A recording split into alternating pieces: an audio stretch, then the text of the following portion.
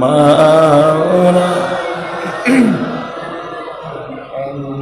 سبحان الذي أسرى بعبده ليلا من المسجد الحرام إلى المسجد الأقصى الذي باركنا حوله لنريه من آياتنا إنه هو السميع البصير আল্লাহর অতি সম্মানিত আমার শ্রদ্ধেয় আলেমগণ, আল্লাহর অতি আদরের ও মহব্বতের বান্দারা, আমাদের এখানে একত্রিত হওয়া এই সমাবেশ, এই মিলন পবিত্র মেরাজ রাত্রিকে উসিলা করে।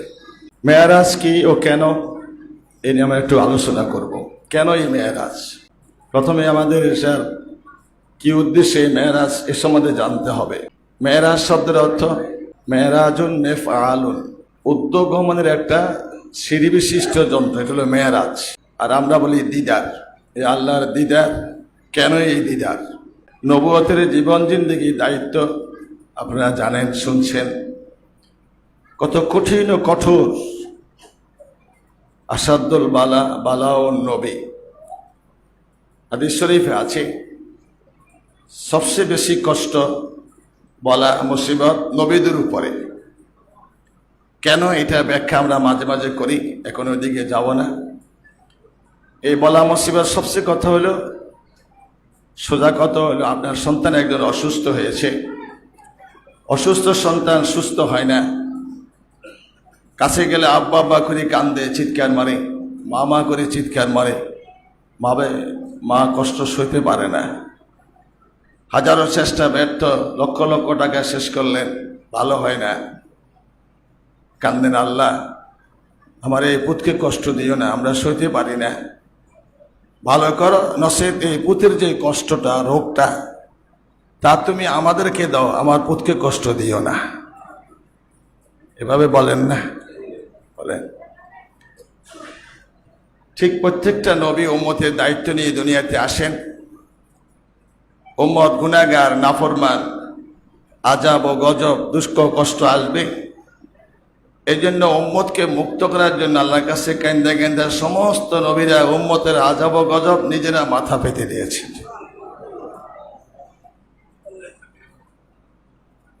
সবচেয়ে বেশি কষ্ট রাসূল সাল্লাল্লাহু আলাইহি ওয়াসাল্লাম দুনিয়াতে গ্রহণ করছেন।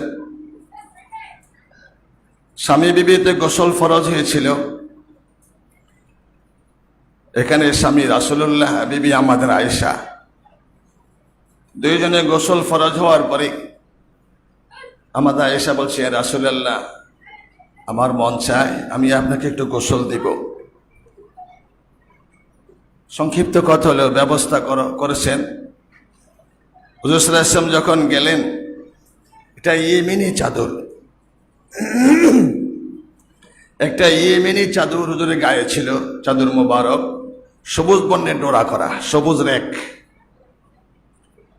আমাদের আয়েশা গায়ে চাদরটা খুললেন, খুলে হুড়হুড় করে কাঁদতে আরম্ভ করলেন, চোখে দিয়ে জল জল করে পানি ঝরতেছে। হুজুর, আয়েশা তুমি কাঁদছ? ইয়া রাসূলুল্লাহ, যে শরীরে মশা মাছি বসা হারাম। হুজুর সাল্লাল্লাহু আলাইহি ওয়াসাল্লামের গায়ে মশা মাছি বসতে পারে না, হারাম। কিন্তু সেই শরীরে কি ফক্স হয়েছে, বসন্ত হয়েছে? কিভাবে বুঝলাম? কালো কালো গর্ত দেখা যায় পিঠে, কালো কালো গর্ত, দাগ দেখা যায়। কিসের দাগ ইয়া রাসূলুল্লাহ? এ বলতে না বলতে আমার হুজুর সাল্লাল্লাহু আলাইহি ওয়াসাল্লাম কাঁদতে শুরু করলেন। আমাদের আয়েশা বললেন, হুজুর আপনি কাঁদছেন কেন? আয়েশা, কি স্মরণ করাই দিলে, কি স্মরণ করাই দিলে? কিসের দাগ? হুজুর কাঁদছেন না, বলছেন, আয়েশা তায়েফের দাগ, তায়েফের দাগ, তায়েফের দাগ। তিনবার রিপিট করলেন, তিনবার রিপিট করলেন। আয়েশা তায়েফের দাগ, তায়েফের দাগ, তায়েফের দাগ। থমকে গেলেন আয়েশা। কাঁটাযুক্ত পাথর মেরে মেরে একবার না তিনবার। আপনাদের এলাকায় একটা পাগল আসলে, পাগল যখন আসে তখন ছেলেরা ঢিল মারে, কিন্তু মুরব্বীরা নিষেধ করে, বাধা দেয়, দৌড়ায়। কিন্তু সেখানে কমপ্লিট বিপরীত। মুরব্বীরা নির্দেশ দিয়েছে, যুবকরা ইট পাথর করতেছে, বলতেছে না খান। পাগলের সাথে মানুষ এমন ব্যবহার করে না। মুরব্বীরা হুকুম দিচ্ছেন, যুবকরা ইট পাথর মারতেছে।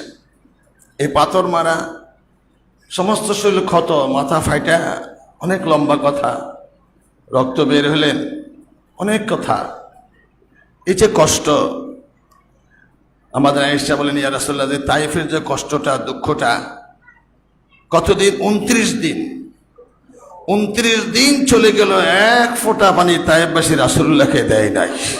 29 দিন। চিন্তা করেন, একটা মানুষ 29 দিন না খেয়ে কিভাবে থাকে? খানা নাই, পানিও নাই, এক ফোঁটা পানিও দিলেন না, চরম নির্যাতন।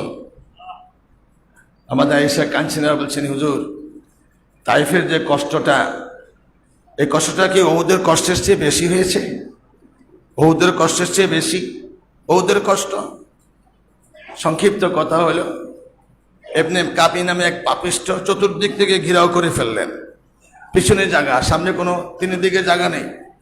হুজুর পিছনে যাচ্ছেন আর যাইতে পারেন না, ইশারা দেন, পাহাড় বাঘও। এই আঙ্গুলের ইশারা, পাহাড় বাঘ হয়ে গেল। বাঘের মাঝখানে হুজুর দাঁড়াইলেন। চতুর্দিক থেকে বৃষ্টির মতো পাথর, একে একে 70 জন সাহাবী বুকটা ঢাল বানায় শহীদের সামনে পড়ে গেলেন। মাত্র 12 জন সাহাবীর সাথে, 12 জন, কেউ নাই, মাত্র 12 জন। আমার ছবি দিও না, 12 জন সাহাবী বৃষ্টির মতো তীর পাথর আসতেছেন। ইবনে কামি নামে এক পাপিষ্ঠ দুর্বৃত্ত শয়তান, ওদের মাথা মোবারক টার্গেট, পারবে মাথা মোবারক টার্গেটকে পাথর মারলেন। তালহা রাদিয়াল্লাহু লাফ দিয়ে ধরলেন, হাত ভেঙে যায়, ওদের মাথা মোবারক পাথর করলো। পাথর পরে এই কড়ক ঢুকে যায়, নিচে দুটা দান বড় ভেঙে গিয়েছিল, হুজুর বেহুশ হয়ে পড়ে গিয়েছিলেন। এই কড়কটা এত শক্তভাবে আটকেল, খুলতে যায় যিনি খুললেন, প্রথম চেষ্টা ব্যর্থ, দ্বিতীয় চেষ্টা ব্যর্থ, তৃতীয় চেষ্টা এমন ভাবে টান দিলেন, খুলতে যায় তার দুইটা দান ভেঙে গিয়েছিল, শক্ত ছিল।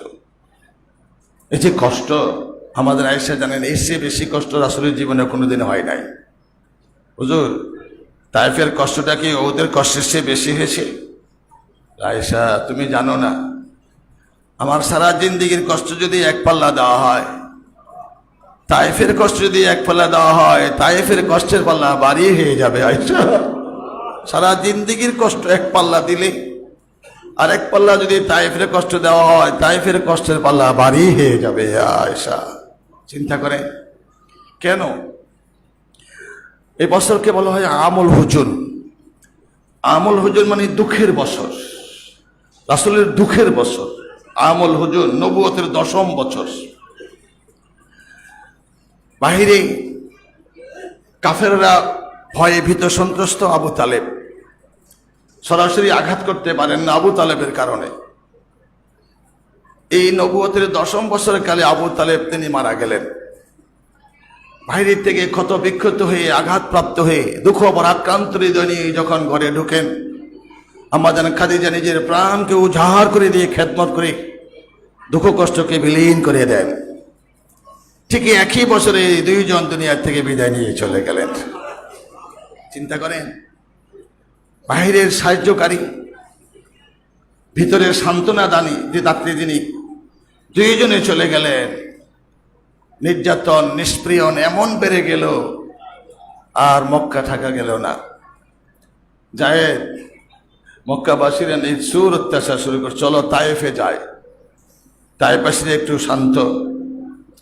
পরিণাম কি দেখা গেল? তায়েফবাসীরা এত কষ্ট দিলেন, সারা জিন্দেগির কষ্ট এক পাল্লা, তায়েফের কষ্টের পাল্লা তার চেয়ে বেশি হয়ে গেল। ঠিক থাকতে পারলেন না, সইতে পারলেন না। শেষ পিছন দিয়ে, আরো অনেক কথা লম্বা আছে, মাঝে মাঝে আমরা বলি, সময় কম। তায়েফের গিরিপথের পাশে পাহাড়ের পাদদেশ দিয়ে পিছন দিকে ঘুরতেছেন। 29 দিন এবার কষ্ট করেন, একটা লোকও মুসলমান নাই। 29 দিন পিছন দিয়ে ঘুরে আসতেছেন। সাইবা ও উতবা, 2 জন ইহুদি, তাদের একটা আঙ্গুরের বাগান। 2 জনে বসে আছেন, কর্মচারী কাজ করতেছে। আদাস নামে এক কৃতদাস তাদের। ও চেয়ে রইল, হুজুর যাইতেছেন, চেয়ে রইল। আদাস, কি দেখতেছ? কই যে লোকটা জায়গাতে দেখা যায়। চেয়ে দেখলো আকাশ, লোকটা হাঁটে, আকাশের মেঘে হাঁটতেছে তার মাথার উপরে দিয়ে। থমকে গেলেন। লোকটা যখন বসে যায়, মেঘ স্থির হয়ে যায়, ও দুর্বল, হাঁটতে পারে না, শ্রান্ত ক্লান্ত। আবার যখন দাঁড়ায় হাঁটে, আবার মেঘও হাঁটে। হা করে চেয়ে দিল, কি দেখতেছো বলে, দেখা যায় ওই যে দেখা যায়, কি সুন্দর চেহারা। সে যখন দাঁড়ায়, মেঘ দাঁড়ায় যায়, সে যখন হাঁটে, মেঘও হাঁটতেছে, তাকে ছায়া দিতেছে। বাস্তবে দেখলেন দুজন সত্য আদাস। মনে হয় যেন লোকটা দেবতার মহান ব্যক্তি হইতে পারে। তাহলে এখন কি করব? আঙ্গুর কিছু ছিঁড়ে দিয়ে বললেন, যাও লোকটাকে খাওয়ায়। আদাস আঙ্গুর নিয়ে হুজুরের সামনে দাঁড়ায় গেলেন। দাঁড়ায় বললেন, এই যে আঙ্গুর, কি দিল? ওই বাগানের মালিক আদাস সাইবা উতবা চেয়ে রইল। হুজুর গ্রহণ করলেন, বিসমিল্লাহির রহমানির রহিম। থমকে গেল আদাস। এ কি করলেন? বলে, আমি আমার আল্লাহর নামে গ্রহণ করছি। এই কথাটা আমাদের নবী ইউনূস আলাইহিস সালাম বলতেন। চিন্তা করেন, আদাস বলতেছেন এই কথাটা আমাদের নবী ইউনূস আলাইহিস সালামও বলতেন, বিসমিল্লাহির রহমানির রহিম। বলেন, ইউনূসও আমার ভাই, ইউনূস নবী, আমিও নবী। চিন্তা করেন, ইউনূসকে কেমনে চিনলেন? ইউনূস আমার ভাই, ইউনূসও নবী, আমিও নবী। সত্য বলছেন, ইউনূস নবী দাবি করেছে, ইউনূস এই কথাটা বলতেন, বিসমিল্লাহির রহমানির রহিম। বললেন, তাহলে যদি আপনি নবী হন, আপনার পিছনে আকাশে মেঘে ছায়া দিয়ে যে আমি নবী, তার প্রমাণ। চিন্তা করেন, তাহলে ঠিক করছি, আপনি ঠিক আমাদের নবী যে চিনছেন, নবী দিয়ে চিনে, আর আমাদের নবী যা বলতেন তা আপনি বলছেন, আমি জানছি, তাহলে আপনি সত্য নবী, আমাকে কালমা পড়াই দেন। বললেন, বলো লা ইলাহা ইল্লাল্লাহু ইন্নী রাসূলুল্লাহ। 29 দিনের মধ্যে একটা কৃতদাস মুসলমান হলো, আর কেউ মুসলমান হলেন না। নির্মম অত্যাচার। হুজুর বলেন, যাই দাস সইতে পারে না, চলো মদিনা মক্কার দিকে যাই। মনে করলাম মক্কাবাসীরা, তায়েফবাসীরা কিন্তু দয়াবান, তার চেয়ে কষ্ট দিচ্ছে, চলো আর সইতে পারছি না, চলো মক্কা চলে যায়। পিছনের পর দিয়ে ঘুরে আসলেন। মুতাইম নামে একজন বন্ধু, ছোটবেলা, সে কিন্তু মুসলমান হয় নাই। বংশগত একটা সম্পর্ক আছে, বংশের সম্পর্ক, মহব্বত আছে। জাহেদ, আমি পাহাড়ের পাদদেশে গোপনে আত্মগোপন করলাম, তুমি যাই মুতাইমকে বলো যে আমার বন্ধু মানুষ, তুমি যদি আশ্রয় দাও, অভয় বাণী দাও, তাহলে মোহাম্মদ মক্কায় ঢুকবে, নত মোহাম্মদ মক্কা ঢুকার ব্যবস্থা নাই। গোপনে যায় মুতাইমকে বললেন, মুতাইম, তোমার বন্ধু, ছোটবেলার বন্ধু, এইভাবে তোমাদের অত্যাচারে চলে গেলে এখান থেকে, তায়েফবাসী আরো নির্মম অত্যাচার, তুমি যদি অভয় দাও তাহলে তুমি মক্কা ঢুকবেন। যাও আমার বন্ধুকে বলো, আমার যতক্ষণ শক্তি আছে, জানা আছে, ততক্ষণ তাকে সর্বশক্তির তাকে সাহায্য করব। একজন অভয় বাণী দিলেন। মুতাইম গভীর রজনীতে ঢুকলেন, শ্রান্ত ক্লান্ত, পেরেশান, অস্থির, না জানে কি হয়। উম্মে হানি, যারা হজে গেছেন বাবে উম্মে হানি, আস্তে আস্তে গোপনে রাত্রে আইসায় ওই ঘরে তিনি আত্মগোপন করলেন। আলী কারামুল্লাহ হুজুর বোন, হুজুরের চাচাতো বোন উম্মে হানি রাদিয়াল্লাহু তাআলা আনহা ঢুকলেন। ঢুকে ঘুম আসে না, রাত্রে ফোনে জানে কি হয়। আল্লাহ বলেন, জিবরাইল, আমার হাবিব শ্রান্ত ক্লান্ত পরিশ্রান্ত, কাঁদছেন, ঘুম আসে না, তন্দ্রা ভাব, যাও, এত কষ্ট এত দুঃখ আমারই জন্য, সে যদি আমার দিদারে আসে তার সমস্ত দুঃখ কষ্ট সব বিলীন হয়ে যাবে, দাওয়াত দিয়ে আমার বন্ধুকে আমার দিদারে নিয়ে আসে। কথা বোঝাচ্ছেন? এখন এই হলো মেরাজ। বহু রাত্রিতে ঘুম এসে গেল, হঠাৎ ঘরের ছাদ উন্মুক্ত হয়ে গেল। পিছনে একে একে 3 জন ঢুকলেন। মাথার মোবারকের পাশে একজন, কদম মোবারকের পাশে একজন, কোমরের পাশে একজন। মাথা মোবারকের যিনি বসে আছেন, কদমে যিনি, তিনি বলেন, ইনাকে নেওয়ার জন্য বলছেন? যিনি মাথা মোবারকের মানে ওনাকে নেওয়ার জন্য বলছেন আল্লাহর দিদারে। হুজুর বলেন, আমি ঘুমাই, আমার দিল ঘুমায় না, কে কি বলে আমি সবে শুনি। হুজুর বলছেন, আমি ঘুমাই, আমার দিল ঘুমায় না, কে কি বলে আমি সব শুনি। তাহলে আমাদের ঘুম রাসূলের ঘুম, আমরা ঘুমাইলে ওজন নষ্ট হয়, আমার রাসূল ঘুমাইলে ওজন নষ্ট হইতেন না। তাহলে আমরা রাসূল কখনো এক হইতে পারি না। কথাগুলো ইশারা বললাম। একজনের কদমে, আরেকজনের মাথা মোবারক, আরেকজনের কোমর মোবারক ধরলেন। আমরা যেটা হাতালি কোল বলি আর কি।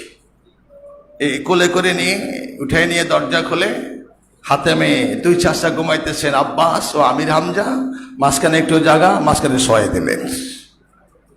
এই জন্য একতলাপ আসে। কারো কারো মতে তিনি মেরাজের সফর করছেন বাবে ওম্মানি থেকে, কারো কারো মতে হাতেম শরীফ থেকে। দুইটাই ঠিক, একটাও ঠিক না। প্রথম ছিলেন হাতেমে, হাতেম থেকে আইনে ওনাকে শোয়াই দেওয়া হয়েছিল দুই চাচার মাঝখানে। হাতেম শরীফ খানা কাবারের অংশ, এক পাশে চাচা আমির হামজা, এক মানে আব্বাস, মাঝখানে রাসূল সাল্লাল্লাহু আলাইহি ওয়াসাল্লামকে শোয়াই দেওয়া হয়েছিল। বুঝেছেন? হুজুর বললেন, আমি ঘুমাই, আমার দিল ঘুমাই না, আমি সবে দেখি, সবে শুনি। চলে গেলেন দুইজন। কিছুক্ষণ পরে দুজন আসলে, তিনজন চলে গেলে দুজন আসলো। এবার দুইজনে কোলে করে নিয়ে জমজমের কূপের কাছে, যারা হজে গেছেন জমজমের কূপ নিয়ে গেলেন। হুজুরকে সিনা সবক করলো। একটা হলো বক্ষ বিদীর্ণ করা, হলো বক্ষ প্রশস্ত করা। আমাদের বক্ষ প্রশস্ত, হুজুর হয়েছে বক্ষ বিদীর্ণ।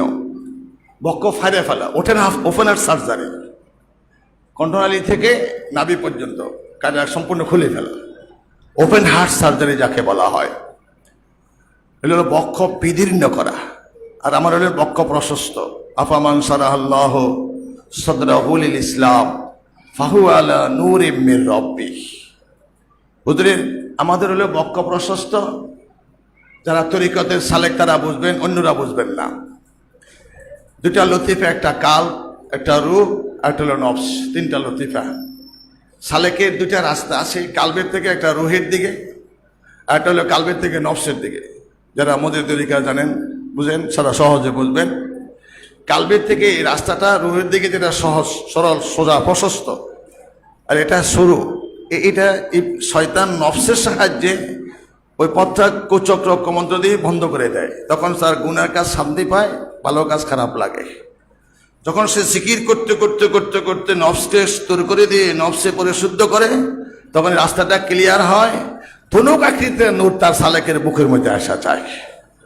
এগুলো বক্ষ প্রশস্ত করা, বক্ষ প্রশস্তিত করা। মান শারাহাল্লাহু সাদরাহু লিল ইসলাম ফাহুয়া আলা নূরিম মির রাব্বি।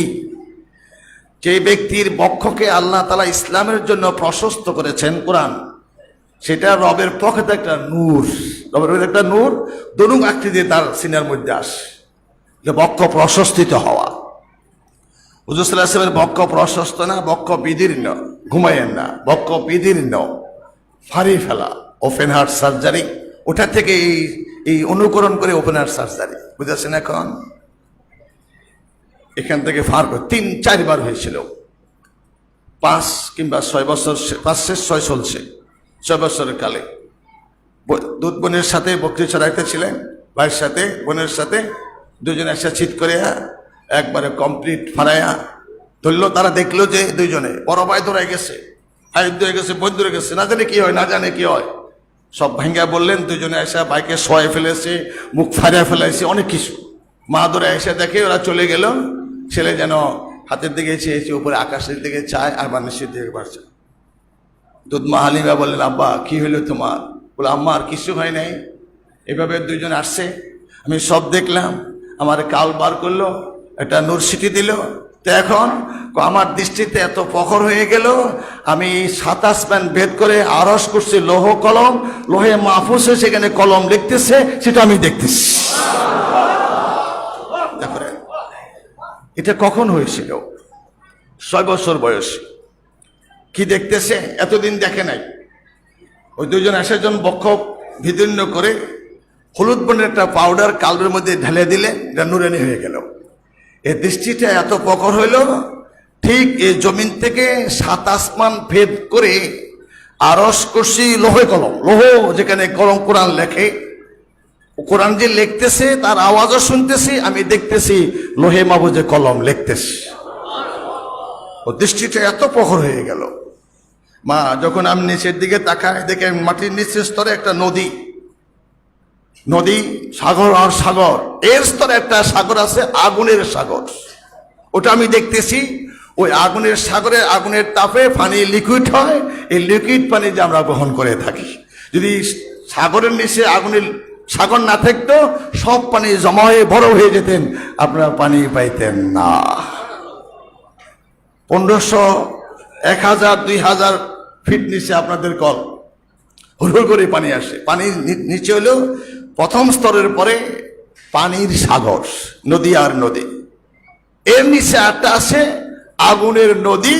ওই আগুন জ্বলতেছে, আগুনে পানিকে লিকুইড করছে, ওই লিকুইড পানিটা আমরা সকলে টানে টানা খাইতেছি, এক ব্যবহার করতেছি। কথা বুঝেছেন এখন? এই যে মাটির স্তর, স্তরের নিচে একটা নদী, নদীর নিচে আগুনের নদী, ওটাও আমি দেখতেছি মা নিচের দিকে। বক্ষ বিদীর্ণ করা, প্রথম বিদীর্ণ করলেন। এরপরে বালেকে পদার্পণ। যখন বালেকে পদার্পণে বালেক স্বরূপ কিছু কার্যক্রম ভালো মন্দ মিশে যায়, এর জন্য 12 বছর বয়সে আবার বক্ষ বিদীর্ণ। এরপরে নবুয়তের যে ওহী ধারণের শক্তি যাওয়ার জন্য আবার বক্ষ বিদীর্ণ করে, স্বর্ণের পেওলাত করে, হলুদ বনের পাউডার এনে হুজুরের কালবের সিটি দিলেন। যারা হজে গেছেন দেখছেন, জাবালে নূর উঠতে ঢুকতে ডান পাশে যে পাথরটা হাঁটু পর্যন্ত, এর বেশি লম্বা করে শোয়া যায় না, আমরা শুয়ে আসছি ওখানে। হুজুরকে শোয়া বক্ষ বিদীর্ণ করা হয়েছে ওহী গ্রহণ করার আগে। কি করলেন? বক্ষ বিদীর্ণ করে স্বর্ণের পেওলাত করে, পেওলার মধ্যে বেহেশতের থেকে নূরের পাউঠার আয়না কালবে ঢেলে দিয়ে বললেন, ঈমান ও হিকমতের নূর দিয়ে এই কালকে শক্তিশালী করে দেওয়া হলো। এই 3 বার। চতুর্থবার মেরাজের রাত্রিতে বক্ষ বিদীর্ণ, ওপেন হার্ট সার্জারি। মেরাজের রাত্রিতে শোয় ফেললেন জমজমের কোফে, শোয় দিয়ে বক্ষ বিদীর্ণ করে কালটে বেরগুলেট ছিপ দিলেন। আলসা একটু কালসাবনের কি যেন ছিপে পড়ে গেল। বেহেশতের থেকে হলুদ বনের পাউডার এনে ছিটিয়ে দিয়ে কালকে আবার সস্থানে স্থাপন করলে বললেন, ঈমান ও হিকমতের নূর দিয়ে এই কালকে পরিপূর্ণ করে দেওয়া হলো।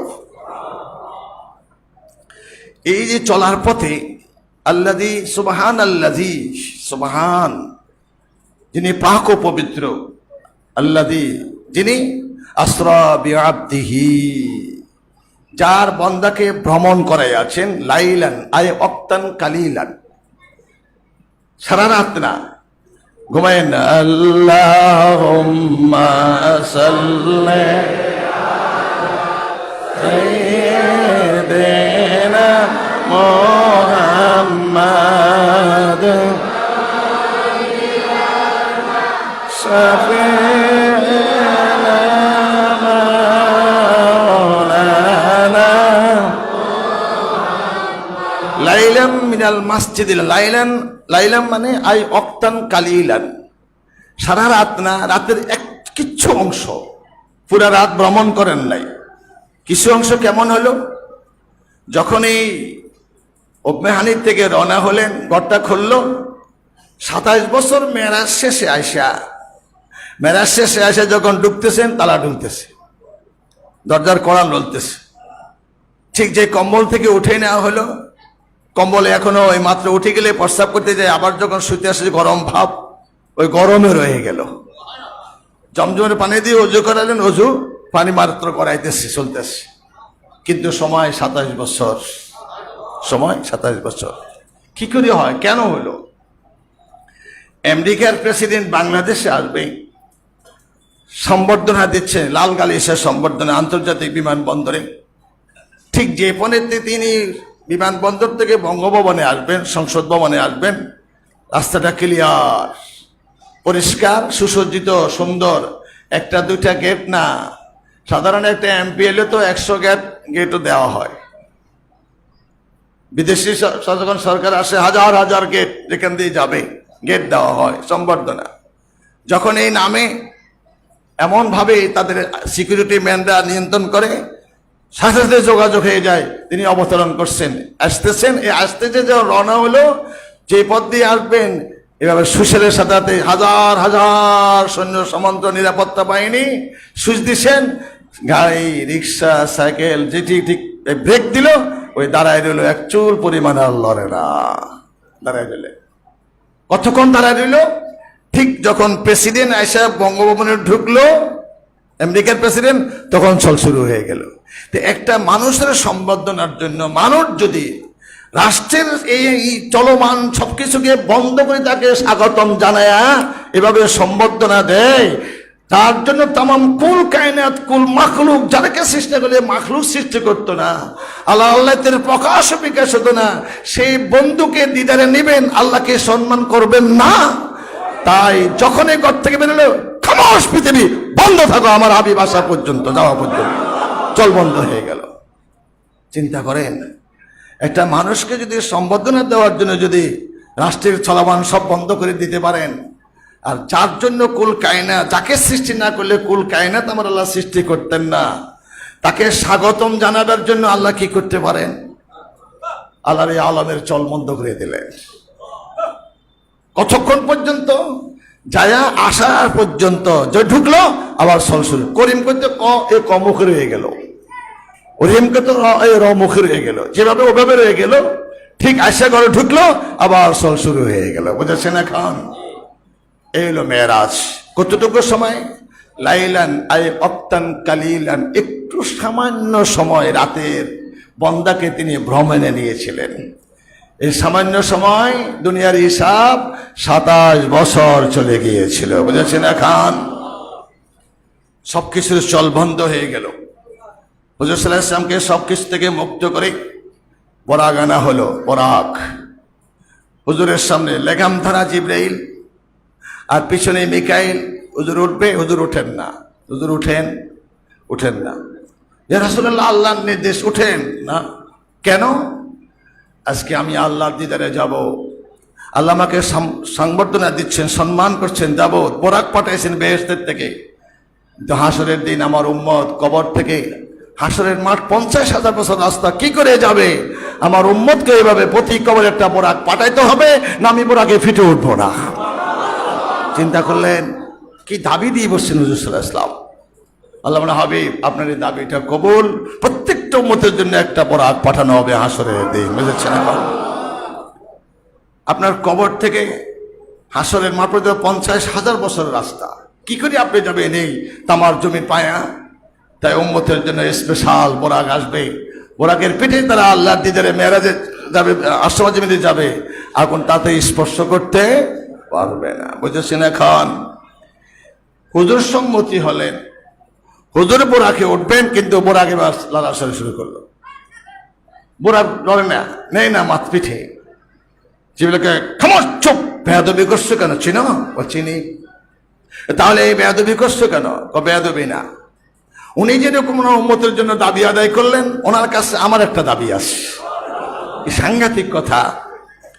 উম্মতের জন্য দাবি আদায় করলেন, ঘুমাইলে তার বুঝলেন না, ও তো 10টা বাজে না। আল্লাহুম্মা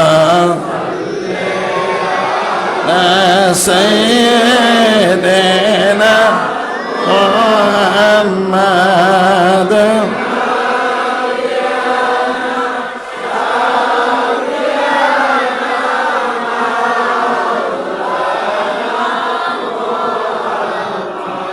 উনি রাসূলুল্লাহ ওনার উম্মতের জন্য দাবি আদায় করেন আল্লাহর কাছ থেকে। হাসরের দিন প্রত্যেকটা উম্মতের কবর একটা একটা বরাক যাবে, উম্মতকে নেবে, হাসরের মাঠে নিয়ে যাবে। 50,000 বছর রাস্তা। আল্লাহ তার দাবি আদায় করলেন, কবুল করলেন। কিন্তু আমার একটা দাবি আছে। কি দাবি? আজকে তিনি আমার ফিটে করে আল্লাহ দিদারে যাচ্ছেন। হাসরের দিন আমার দাবি হইল, ওই হাসরের দিন আমার দাবি হইল, ওনার রওজা মোবারক থেকে আমার ফিটে করে উনিও আল্লাহর আরশে আযমে নিচে যাবেন। এই দাবি আমি আদায় করতে চাই। হুজুর হাত বুলিয়ে বললেন, যাও, আমি ওয়াদা দিলাম হাসরের দিন তোমার ফিটে করে আমি আল্লাহর মেরাজে, আল্লাহর আরশে আযমে নিচে মাকামে মাহমুদে যাব। বরাক স্থির হয়ে গেল। বরাক আর লড়ছেন না, স্থির। হুজুর উঠলেন, কদম সফর শুরু হয়ে গেল। হুজুর বললেন, একটা কদম আমার দৃষ্টির সীমার বাইরে, বা জাহিরি দৃষ্টির বাইরে। কদম দেওয়ার পরে বুরাক থামে গেল, থামো জিবরাইল, থামো, থামে গেল। হুজুর নামেন, হুজুর 2 রাকাত। এর পাখি একটা ঘটনা হলো, হুজুর যখন বুরাকে রওনা হলেন, ডান দিক থেকে আওয়াজ, ইয়া মুহাম্মদ, ইয়া মুহাম্মদ, ইয়া মুহাম্মদ। বাম দিক থেকে আওয়াজ, ইয়া মুহাম্মদ, ইয়া মুহাম্মদ, ইয়া মুহাম্মদ। যেহেতু অনুমতি নেই, তিনি কোনো দিকে খেয়াল করেন না। পিছন থেকে স্বর্ণ অলঙ্কারিত সুশোভিত একটা যুবতী কুমারী ডাকছে, মোহাম্মদ, মোহাম্মদ, মোহাম্মদ। হুজুর কর্ণপাত করলেন না। কতটুকু যাওয়ার পর জিবরাইল বললেন, ইয়া রাসূলুল্লাহ, এই যে ডান দিক থেকে ডাক, বাম দিক থেকে ডাক, অলঙ্কারের সুশোভিত হয়ে সুশোভিত কুমারী মেয়েকে ডাকলেন, জবাব দিলেন না, কোনা অনুমতি নাই। হুজুর ভালো করছেন, যদি ডান দিকের দিকে ডাকে সারা দিয়ে পিছন দিকে ডান দিকে তাকাইতেন, আপনার উম্মত সব ইহুদি হয়ে যেত। ইহুদিদের ডাক। আর বাম দিক থেকে যে আওয়াজটা দিচ্ছিল, এটা নাসারাদের ডাক। যদি ওই ডাকে সারা দিয়ে পিছন দিকে তাকাইতেন, তার ডাক শুনতেন, আপনার সমস্ত উম্মত নাসারা হয়ে যেত। অলঙ্কারে সুশোভিত সুন্দর কুমারী নারী, দুনিয়া, দুনিয়া, দুনিয়া।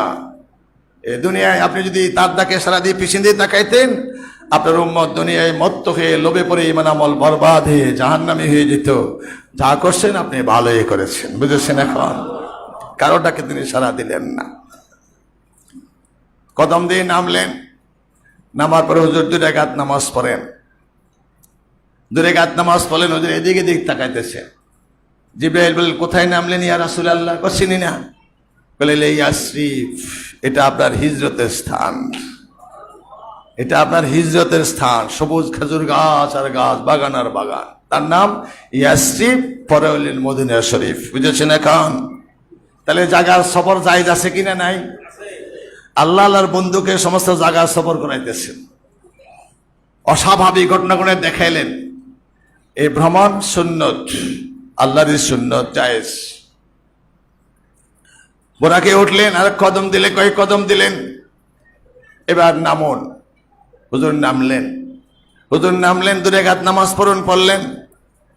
জিজ্ঞাসা, হুজুর কোথায় নামলেন?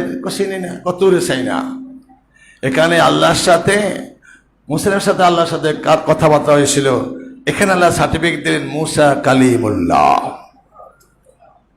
কথা শেষে হুজুর এদিক সামনের দিকে তাকাইলেন, হুজুর দেখলেন, আমি দেখলাম আমার ভাই মুসা কবরে দাঁড়াইয়া নামাজ পড়তেছে। সহি হাদিসে রয়ে গেল, মুসলিম শরীফ হাদিসে হুজুর সাল্লাল্লাহু আলাইহি ওয়াসাল্লাম দেখছেন নবী মুসা আলাইহিস সালাম কবরে দাঁড়াইয়া নামাজ পড়তেছে মেরাজের রাত্রিতে। তাহলে নবী মুসা যদি কবরে দাঁড়াইয়া নামাজ পড়ে, আমাদের নবী মরে মাটির সাথে বেশি মিলিয়ে হয়ে গেছে। এই আকীদাদার বাইরে এসে এদের থেকে দূরে থাকবেন, ঈমান হারা। আল আম্বিয়াউ মাসুমুন, প্রত্যেক নবীরা নিষ্পাপ, বেগুনা মাসুম, ওদের গুনাহ নাই। আর একটা হলো আল আম্বিয়াউ আহইয়াউন ফি কুবুরহিম ওয়া ইউসাল্লুনা। আল আম্বিয়াউ আহইয়াউন ফি কুবুরহিম ওয়া ইউসাল্লুনা, প্রত্যেক নবীরা জীবিত, তাদের কবরে, তারা কবরে নামাজ আদায় করতেছে।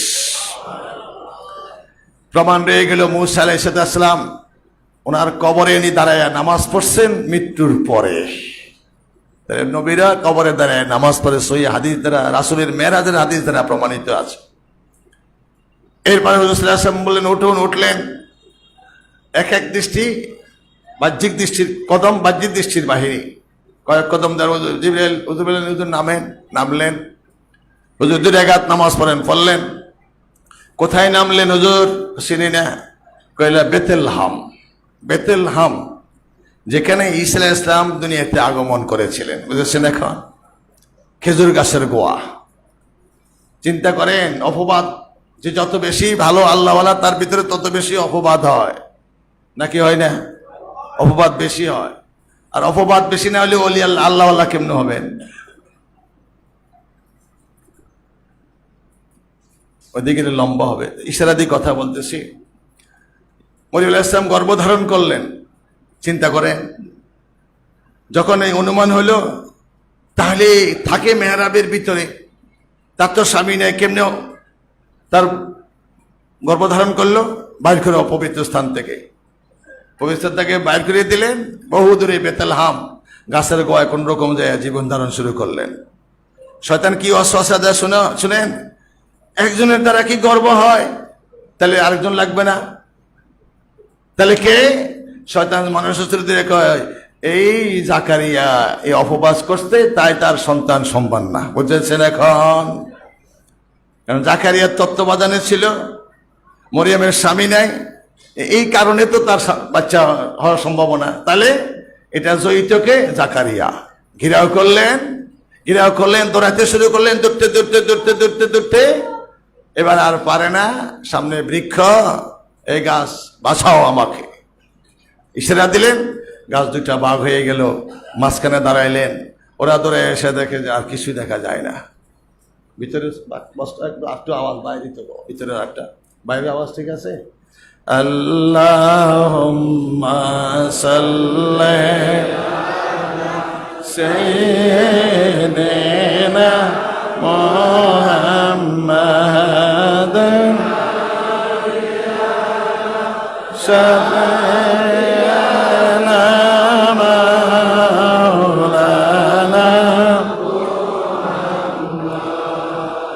দৌড়াইতে যখন আসলেন গাছের কাছে, জাকারিয়া দেখা যায় না, বিশাল মাঠ, এদিকেও না, এ গেল কোথায়? ইবলিস মানুষের শ্রোতা এসে কয় কাকে খোঁজ করছো? জাকারিয়া কয় গাছের ভিতরে। তো কেমনে? নবীদের পক্ষে সম্ভব। তাহলে আমি কি করব? প্রমাণ, ওই যে দৌড়ায় আসছিল কোত্তা আছে না, ঢুকে গেলেন, কোত্তার কোনাটা বাইরে দেখা যাইতেছে। চিন্তা করে ওই দেখো কার কোত্তা? জাকারিয়া কোত্তাই হতো। তাহলে এই গাছের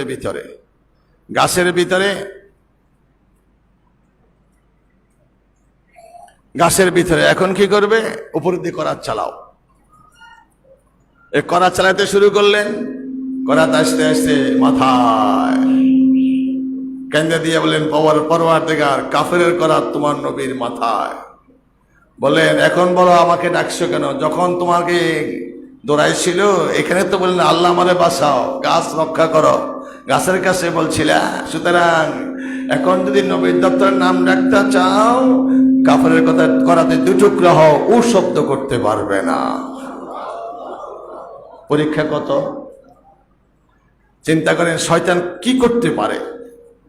দেখো বাচ্চা হবে, এমনি হইলো, স্বামী তো নাই, এই জন্য মরিয়মকে বাইর করলেন। আবার কি যুক্তি দিলেন? একজনের দ্বারা কি বাচ্চা হয়? তাহলে কে? জাকারিয়া। চিন্তা করেন কিভাবে লাগাই দিলেন। মরিয়মকে তাড়াই দিলেন বাইতুল মাকদাস থেকে বেতেলহাম গাছের গোড়ায় ইনি আসেন, এখানে ঈসা আলাইহিস সালাম আগমন করলেন। ওখানে যে 2 রাকাত নামাজ আল্লাহ ফয়েলেন, জিবরাইল আল্লাহর পক্ষ থেকে নির্দেশ পেয়ে নির্দেশ দিলেন, হুজুর পড়লেন 2 রাকাত নামাজ। হুজুর চিনেন কোন জায়গা?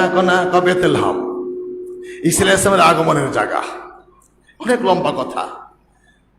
যেতে যায় পৌঁছলেন কোথায়? বাইতুল মাকদাস। পাথরের উপরে পা দিলেন, যে পাথরে পা দিলে পাথরের জবান খুলে গেল নামতে।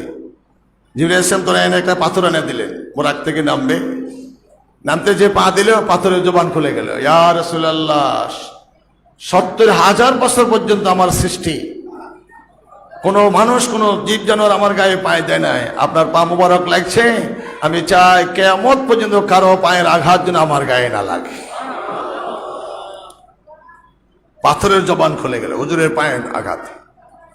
হুজুর দোয়া করলেন, আল্লাহ পাথরকে উঠে নিলেন। উর্দু আকাশে পাথর আছে, কিয়ামত পর্যন্ত পাথর আকাশে ঝুলতে থাকবে। এই পাথরের গায়ে আর কেউ পা লাগাইতে পারবে না। বুঝেছেন? যেখানে নবীরা সফর শেষে আসা পাথরের সাথে রশি বাঁধতেন, সেদা মরে গেল, জিবরাইল আলাইহিস সালাম সেদা ঠিক করে পরিষ্কার করে দিলেন। বোরাক বান্ধা হইল। হুজুর বসলেন, 3টা পেওলা, 1 পেওলা মধুর, শরবতের, একটা দুধের পেওলা। শরবত, দুধ আর মধু। হুজুর ভালো কোনটা গ্রহণ করবেন পান করেন। হুজুর সাল্লাল্লাহু আলাইহি ওয়াসাল্লাম দুধটা পান করলেন, মধু আর শরবত পান করলেন না। হুজুর জিবরাইল বলেন, হুজুর ঠিক গ্রহণ করছেন, যদি দুধ ছাড়া যদি অন্য দুধের একটা গ্রহণ করতেন উম্মত ফিতনায় পড়ে যেত, আপনি সঠিকটাই গ্রহণ করেছেন। আশ্চর্য আপনাদের 10টা বাজে এখন ঘুমাইতেছেন। আল্লাহুম্মা সাল্লি সাইয়্যিদিনা মুহাম্মাদ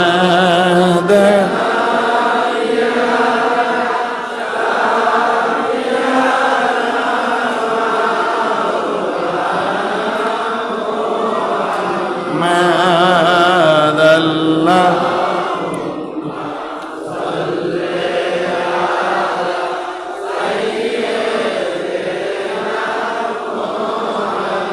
মাদা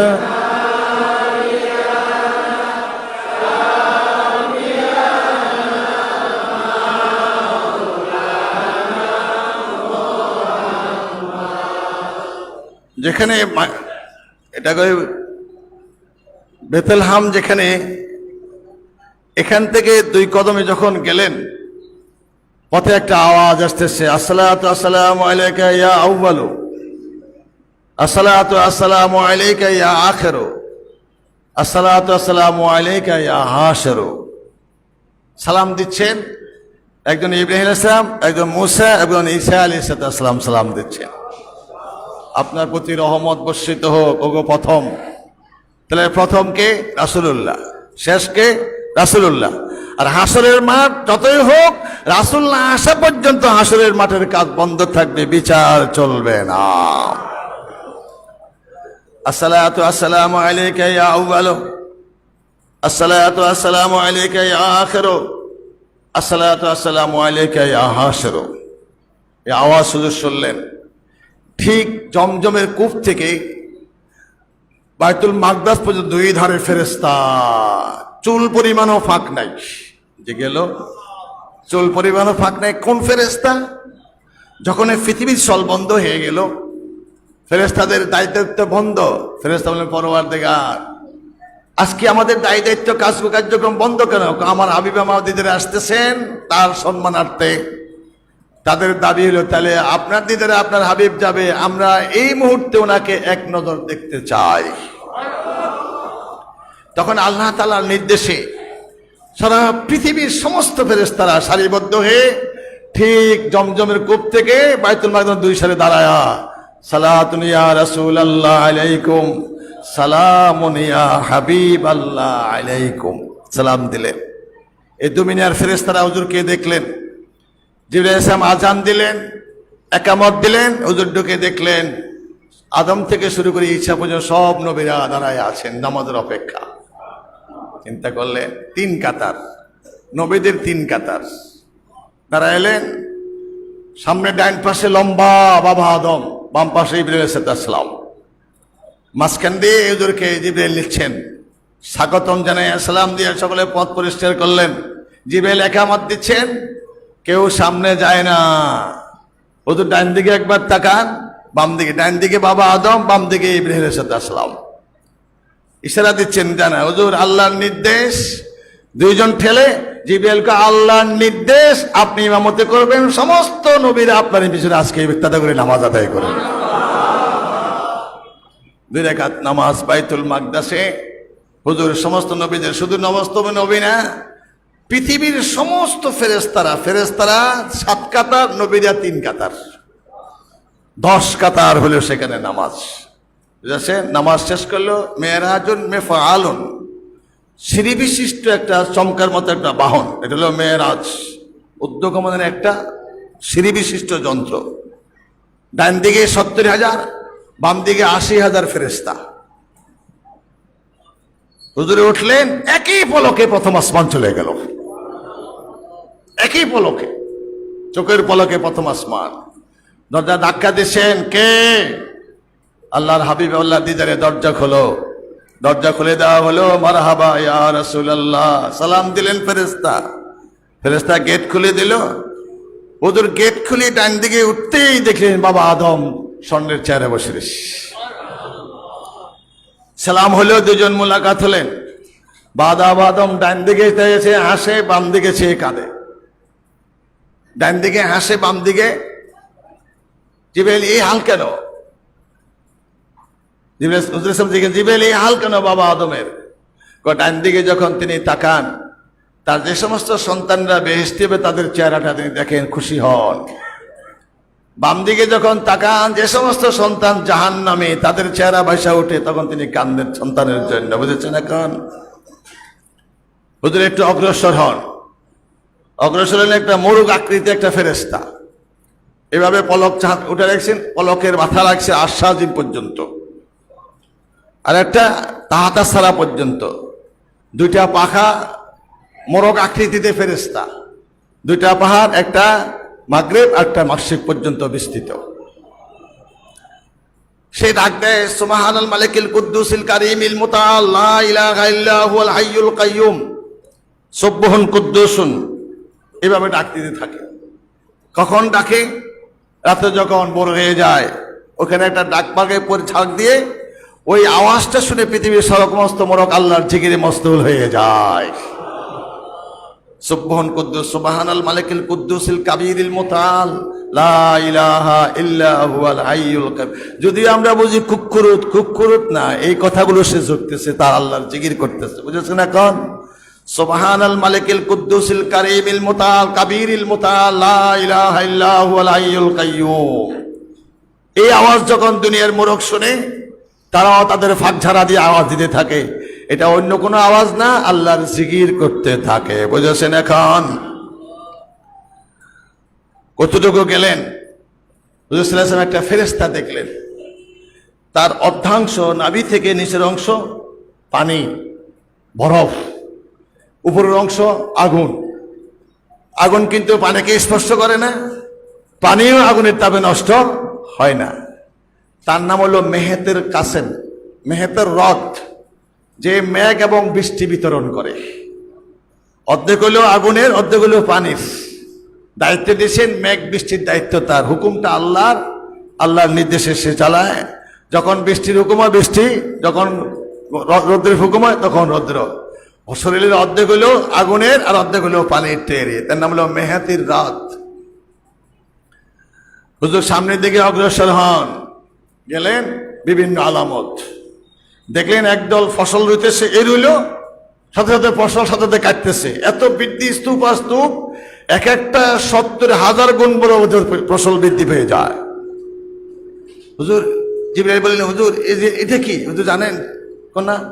কইলে আপনার উম্মতের আমল, আপনার দ্বারা উম্মত হবে, ইমানের শক্তির কারণে এক একটা আমল 70,000 গুণ আল্লাহ তার সব বাড়ায় দিবেন। কতটুকু গেলেন? দেখলেন যে দোজখের কিছু আলামত সেখানে দেওয়া হলো, আজাবের আলামত। একদল এই কাশি, দোজখের কাশি দিয়ে এই গাল কাটতেছেন, কাটতে কাটতে কান পর্যন্ত আসে, এটা পূরণ হয়ে যায়, আবার বাম গাল কাটে। এরা এখন চিৎকার মারে, আগুনের কেসি, আগুনের কাশি দিয়ে কাটতেছে। হুজুর অস্থির হয়ে গেলেন এদের চিৎকারে। বা জিবরাইল, এরা কারা? এরা আপনার উম্মতের সমস্ত বক্তা, ওয়াজ করবে কিন্তু আমল করবে না, মুখে আওড়াবে, তাদের দিলে থাকবে না, এদের জন্য এই শাস্তি দেওয়া হইতেছে। তাহলে মুখে বললে হবে, এই জন্য মুখ কাটা, দোজখের কাশি দিয়ে কাটা হবে। আরো কতটুকু গেলেন? হুজুর দেখলেন যে কতগুলো নারী পুরুষ একত্রিত আছে, নারী পুরুষ একত্রিত। সামনে ভালাখানা, ভুনাগোস্ত, সুন্দর গোস্ত, ভালো সুস্বাদু, না খাইয়া দূরের পচা ভুনাগোস্ত ফেরেশতারা জোর করে খাওয়াইতেছে, খাইতেছে না, জোর করে খাওয়ায়। হুজুর এদের চিৎকার শুনে অস্থির হয়ে গেলেন। বা জিবরাইল, এরা কারা? এদের শাস্তি কেন? এরা হলেন ওই সমস্ত নরনারী, এই নারীরা হলেন স্বামী থাকতে পরপুরুষের সাথে তারা থাকতো, আর এই নারী পুরুষরা হলেন নিজের স্ত্রী থাকতে অন্য নারীদের সাথে তারা রাত্র যাপন করতো, জিনার কাজে লিপ্ত হইতো, তাই তাদের এই শাস্তি দেওয়া হইতেছে। কথা বুঝেছেন? এখন জিনা করে শাস্তি। কতটুকু গেলেন? পেটের ভিতরে কিরবিরি করতেছে, সাপ, পেটে একটা বড়, চিৎকার মারে, ওর কামড়ায়। কারা? সুদখোর, ঘুষখোর, সুদখোর, ঘুষখোর। কতটুকু গেলেন? নারী পুরুষ, নারীদের স্তনের মধ্যে আংটা লাগায়া, পার মধ্যে বেরিয়ে দিয়া, মাথাটা নিচের দিকে, পাটা উপর দিকে দিয়ে আঘাত করতেছে, শাস্তি দিতেছে। জিবরাইল বলে ইয়া রাসূলুল্লাহ চিনেন না? এলো ওই সমস্ত নারীরা যারা স্বামীর বিনা হুকুমে চলে, বেপর্দা বেহায়াপনা চলে এবং নিজের স্তন স্বামীর বিনা হুকুম ছাড়া অন্য সন্তানকে খাওয়ায়, এর জন্য এই শাস্তি দেওয়া হইতেছে। কতটুকু গেলেন হুজুর সাল্লাল্লাহু আলাইহি ওয়াসাল্লাম, দেখলেন শরীরের গোশত কাইটা কাইটা কাইটা আগুনের কেসি দিয়ে কাইটা কাইটা খাওয়াইতেছে, চিৎকার মারে। নিজের গোশত যদি কেসি দিয়ে কেউ কাটে অবস্থাটা কেমন হবে? ওরা খাইতেছে না, নিজের গোশত এইভাবে কাইটা খাওয়ায়। জিবরাইল এরা কারা? গীবতকারী, যারা একে অপরের গীবত করে। ওয়ালা ইয়াকতাব বা'দুকুম বা'দা আইয়ুহিব্বু আহাদুকুম আইয়াকুলা লাহমা আখিহি মাইতান ফাকারিহতুমুহু। তোমরা একে অপরের গীবত করিও না, পরনিন্দা করিও না, সমালোচনা করিও না। তোমরা কি তোমাদের মৃত ভাইয়ের গোশত খাওয়া পছন্দ করো? ফাকারিহতুমুহু, কখনো তোমরা তোমাদের মৃত ভাইয়ের গোশত খাওয়া পছন্দ করিবে না। বলছি ভিতরটা বাড়ছে। আল্লাহুম্মা সাল্লি আলা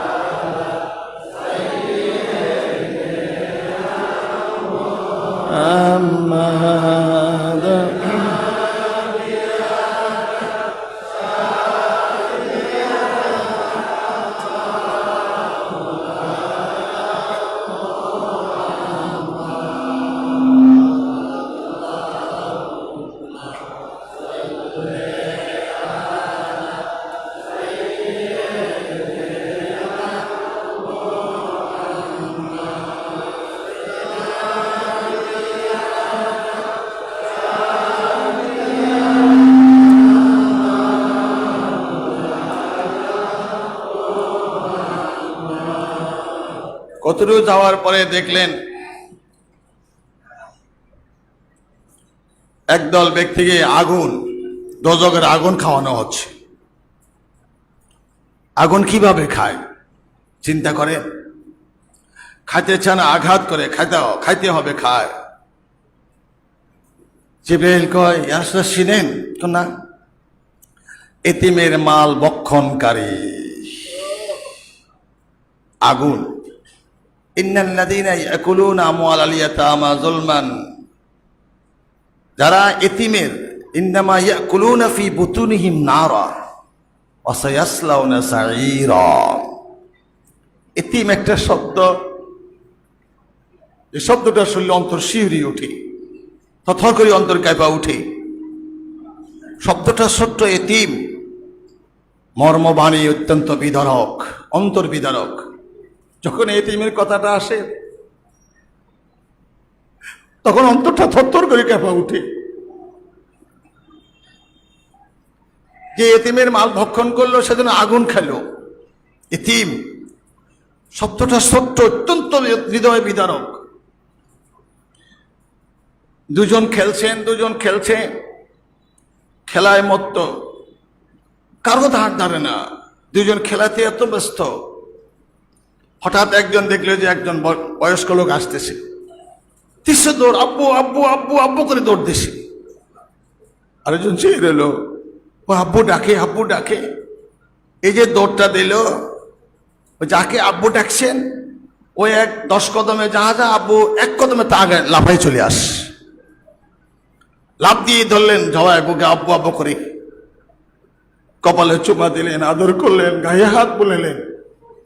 ও আচ্ছা হা করে চেয়ে রইল। দৌড়ায় গেলেন বাড়িতে, আম্মা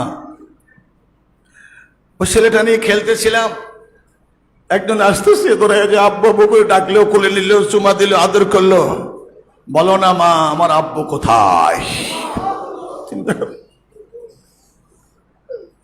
যখন এই কথাটা বললো মা থরথর করে কাঁদতে শুরু করলো। কান্দো কেন?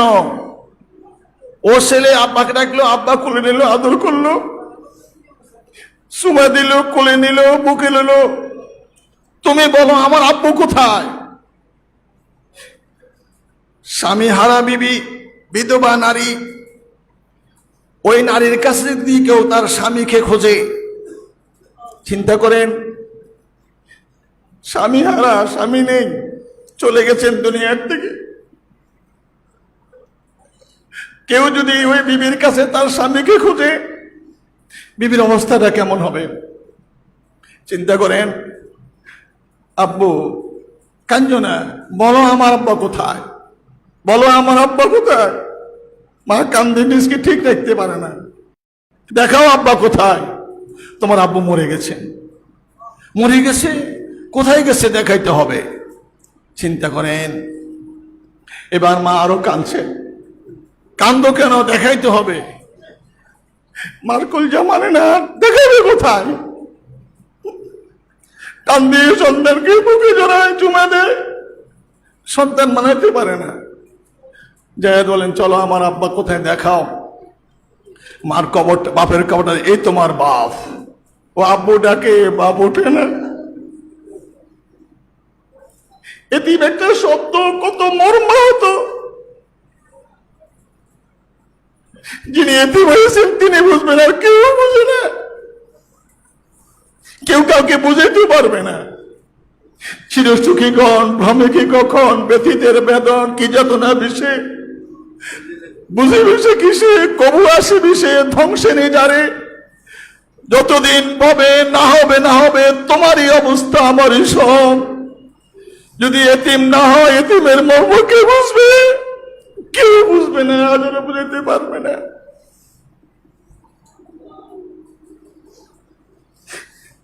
আল্লাহ রাসূল ছিলেন এতিম। 6 বছর পরে আল্লাহ রাসূলকে পৌঁছাই দিলেন মায়ের কাছে। ওই রাসূলও তেমনি বাপকে খুঁজতেছেন, খেলতেছেন দুজনে। একজন আব্বা করে দৌড়ায় গেল, টেনে করে নিলেন। রাসূলের বয়স 6 বছর। মার কাছে যায় কান্দতেছে, বলে মা আমার আব্বা। চিন্তা করেন, আমার রাসূল আব্বাকে খুঁজতেছেন, মা আমার আব্বা। মায়ের অবস্থাটা কেমন হবে? তোমার আব্বু মারা গেছেন, আব্বা একটু দেখবো। মাও কাঁদতেছেন, শিশুও কাঁদতেছেন। কোলে নিয়ে বললেন শ্বশুরের কাছে আব্দুল মুত্তালেব, আব্বা ওর আব্বারে খুঁজতেছে, আব্বা দেখতে চায়। চিন্তা করেন, রাসূলুল্লাহ মায়ের গর্ভে যখন 6 মাস চলে, তখন আব্বা দুনিয়া থেকে চলে গেলেন। মা যখন 6 বছর বাচ্চা পাইল, 6 বছর বয়সে মা চলে গেল। কেমনে চলে গেল? বাপ খুঁজতেছে, বাপের কবর দেখাবার জন্য মদিনা। কথা বুঝতে চেষ্টা করেন। শ্বশুরের কাছে যেয়ে বলেন, আব্বা ওর বাপকে দেখতে চায়। বাপকে দেখাবে কিভাবে? কবরটা দেখাবে। এরই জন্য কান্দা বাচ্চাকে নিয়ে, উম্মে আইমানকে নিয়ে, বান্ধবী উম্মে আইমানকে নিয়ে, চিন্তা করেন, আম্মা আমেনা রাদিয়াল্লাহু তাআলা আনহা হুজুর সাল্লাল্লাহু আলাইহি ওয়াসাল্লামকে নিয়ে মদিনা আসলেন। ব্যবসার উদ্দেশ্যে রাসূল আসছিলেন। এখানে অসুস্থ হয়ে রাসূল আব্বা আসলেন, অসুস্থ হয়ে মদিনা ইয়াসরিব মারা গেলেন, আবওয়া নামক স্থানে। এবার জিয়ারতে নিয়ে যাচ্ছেন, সেখানে বাপকে ডাকে, বাপ আসে না। চিন্তা করেন, নাবালক শিশু রাসূলুল্লাহ, বাপ আসে না। ছেলেও কান্দে, মাও কান্দে। মা অসুস্থ হয়ে গেল। মা অসুস্থ হয়ে গেলে এই অবস্থায় মা সেখানে দুনিয়ার থেকে বিদায় নিয়ে চলে গেলেন। এবার কোন চিন্তা করেন, বাপকে খুঁজতে যায়, বাপ তো আসলো না, মাও তিনি হারিয়ে দিলেন। এতিম হয়ে গেলেন, মা নাই, বাপ নাই। এতিম অসহায় রাসূল জানেন এতিমের মর্ম কত।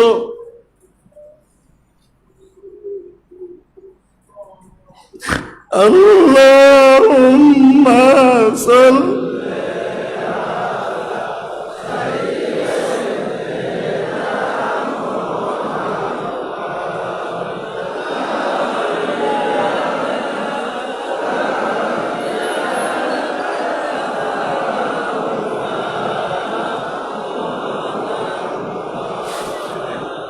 যতদিন পর্যন্ত নিজে এই পথে না আসবে, কোনদিন বুঝবেন না এতিম কাকে বলে। এতিমের শব্দের অর্থটা কত আঘাত, কত মর্মাহত, কত হৃদয় বিদারক। ঈদের জামাতের দিকে যাচ্ছেন আমার রাসূল, একটা বাচ্চা বসে বসে পথের ধারে কাঁদছে। কাছে যেয়ে বলেন, বাচ্চা তুমি কেন কাঁদো? আজকে ঈদের দিন তুমি কাঁদছো কেন? বাচ্চা বলছেন আজকে আমার জন্য ঈদ না। কেন? পাশের ঘরের তার আব্বা তারা জামা এনে দিয়েছেন, কাপড় দিয়েছেন, সাজায় গুছিয়ে গোসল দিয়ে ঈদের জামাতে নিচ্ছেন। আমার তো আব্বা নেই, আমার কে জামা কাপড় এনে দেবে? আমার তো আজ ঈদের দিন নেই, আমার তো আব্বা নাই, আমার কে জামা কাপড় এনে দেবে? হুজুর সইতে পারলেন না, টান দিয়ে বুকে জড়িয়ে নিলেন, কপালে চুমে দিয়ে আদর করে নিয়ে আসলেন। ফাতেমা, তোমার একটা ভাই আনছি, এই ভাইকে গ্রহণ করো। গোসল দিলেন, জামা কাপড় আনাইলেন, সুন্দর করে জামা কাপড় গায়ে দিয়ে কপালে চুমা দিবেন। বলো, তুমি আব্বা খুঁজতেছো? এ মোহাম্মদ তোমার আব্বা, আয়েশা তোমার মা, ফাতেমা তোমার বোন। তুমি কি খুশি আছো? এতিম কি যে সাংঘাতিক! যিনি এতিম তিনি জানেন না, কেউ জানেন না। আমার রাসূল তাই বলছেন, আমার রাসূল তাই বলছেন, যেখানে এতিম থাকে সেখানে আল্লাহর খাস রহমত পড়ে। যে এতিমের মাথায় হাত বুলাই দিল, আল্লাহর খাস রহমত তার প্রতি অবতীর্ণ হয়। এতিম যেখানে পারবেন আদর করবেন, মায়া করবেন। যতটুকু পশম আপনার গায়ে লাগবে, হাত বুলালেন, যত পশম আপনার হাতে লাগবে, প্রত্যেকটা পশমে যত রহমত, প্রত্যেকটা রহমত আপনার প্রতি আল্লাহ নাজিল করতে থাকবেন পশমের বিনিময়ে।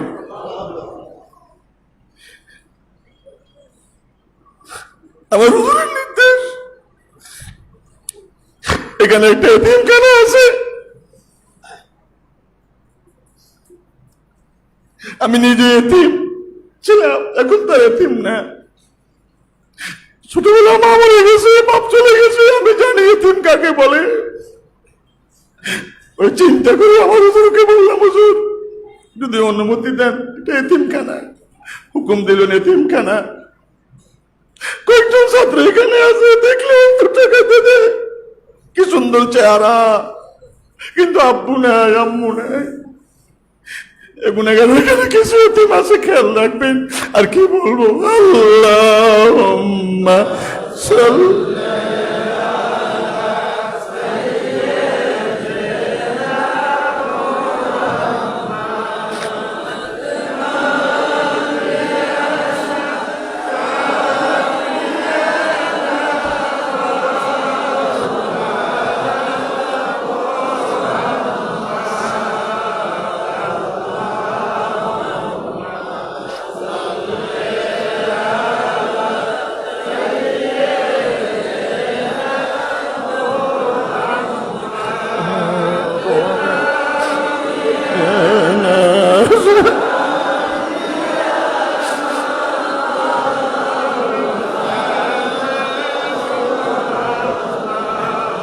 যেখানে এতিম থাকে ওখানে আল্লাহর খাস রহমত পড়ে। এতিমকে আদর করে টানে নিয়ে একটা প্রীতি স্নেহ দিলেন, গায়ে হাত বুলালেন, যতগুলো পশম আপনার হাতে লাগবে ততটুকু রহমত আল্লাহ আপনার প্রতি অবতীর্ণ করবেন। এতিম যখন হাত তোলে আল্লাহ আরো সত্তর করে কাঁপে। বাচ্চা যা দোয়া বেলা তাই কবুল করে নেন। খেয়াল রাখবেন, কথাটা এসে গেছে বলছি, ইন্নাল্লাযীনা ইয়াকুলুনা আমওয়ালাল ইয়াতামা যুলমান ইন্নামা ইয়াকুলুনা ফী বুতুনিহিম নারা ওয়া সায়াসলাউনা সাঈরা। হুজুর বললেন, এরা কারা? এতিমের মাল ভক্ষণকারী, তারা আগুন খায়, মুখে দিয়ে খায়, ফাঁসা দিয়ে বের হয়। আগুন কিভাবে খায়? যারা এতিমের মাল খেলো, ভক্ষণ করলো, সেজন্য আগুন খাইতেছে। হাসর দিন তাকে এভাবে শাস্তি দেওয়া হবে। বুঝছেন? এখন খেয়াল রাখবেন, এভাবে দোজখের কিছু আলামত আমার রাসূলকে আল্লাহ দেখাইলেন, আরো আছে অনেক। এরপরে দ্বিতীয় আসমান আল্লাহ রাসূল, এটার নাম হলো মেহেতের কাসেম। দরজা খুলে দেওয়া হলো, মেহেতের কাসেমের সাথে দেখা হলো। ডান দিকে তাকায় দেখলেন ঈসা আলাইহিসসালামের জিয়ারত নসিব হয়ে গেল। ঈসা আলাইহিসসালাম, মেহেতের কাসেম, তার মাথা হলো 70,000, তার মাথা 70,000 মাথা, এক একটা মাথা 70,000 মুখ, এক এক মুখে 70,000 বাসা। মাথা 70,000, মাথার এক একটা মুখে মুখ হলো 70,000, এক এক মুখের বাসা হলো 70,000 বাসা। এটা হলো মেহেতের কাসেম, রিজিক বন্টনকারী ফেরেশতা। যত মাখলুক আছে তত মুখ তার আছে, ওই মুখলেখ দিয়ে তাদের ওই মাখলুকের রিজিকের কথা বলে, মাখলুকের রিজিক বন্টন করে দেওয়া হয়। বুঝেছেন? এখন মেহেতের কাসেম তৃতীয় আসমানে, তৃতীয় আসমানে মেহেতের মাইল, তৃতীয় আসমানের ফেরেশতা। ডান দিকে তাকাইতেই ঈসা এবং ইহাইয়া এবং ঈসা আলাইহিস সালামের সাথে জিয়ারত নসিব হয়ে গেল। তৃতীয় আসমান ভেদ করে, তৃতীয় আসমান ভেদ চতুর্থ আসমান, মেহেতের মাইল, চতুর্থ আসমানে আজরাইলের সাথে দেখা। দরজা খুলে দেওয়া হলো, ইদ্রিস আলাইহিস সালামের সাথে দেখা হলো। ইদ্রিস নবীর সাথে দেখা। কতটুকু ডান দিকে যাইতে দেখেন এক এক ফেরেশতা বসে আছে, বিশাল একটা ঘাস, সামনে একটা টেবিল, বিশাল একটা ডায়েরি, তার এক ডাইন হাঁটুতে আসমান, বাম হাঁটুতে জমিন। এভাবে তাকায় রইলেন, নিচের দিকে তাকায় রইলেন, সালাম দিচ্ছে, জবাব দিচ্ছে না। আল্লাহ কয়, আজরাইল, আমার হাবিব সালাম দিচ্ছে, জবাব দিচ্ছে না। থমকে উঠলেন, এই মাত্র তাকাইলেন, সালাম দিলেন, লাফলিয়ে উঠলেন। আল্লাহর নির্দেশ, কথোপকথন হলো। আজরাইলের 4টা মুখ, সামনে একটা, ডাইনে একটা, বামে একটা, পিছনে একটা, অনেক কথা। হুজুর সাল্লাল্লাহু আলাইহি ওয়াসাল্লাম বলেন, ভাই আজরাইল, জান কবজ করে আসো, রুটা কেমন? ইয়া রাসূলুল্লাহ, কসম আল্লাহ, আজ পর্যন্ত রু কি জিনিস আমি আজরাইল দেখি নাই। খেলে কিভাবে কবজ হয়? হুকুম দিলে আসে, আসলে একটু ভার অনুভূত হয়। কসম আল্লাহর, ভার অনুভূত হয় বুঝি রু আসছে। আজ পর্যন্ত রু কি জিনিস আমি আজরাইল জীবনের চোখে দেখি নাই। যিনি রু নিয়ে আদান প্রদান করে তিনি রোজ দেখে না। চিন্তা করেন, তাহলে তোমার মুখটা 4টা কেন? 4 মুখ কেন? সামনের মুখ হলো নূরের মুখ। এই মুখ কেন? এই মুখ দিয়ে আমি যারা ইমানদার তাদের জান কবজের হুকুম দিয়ে থাকি।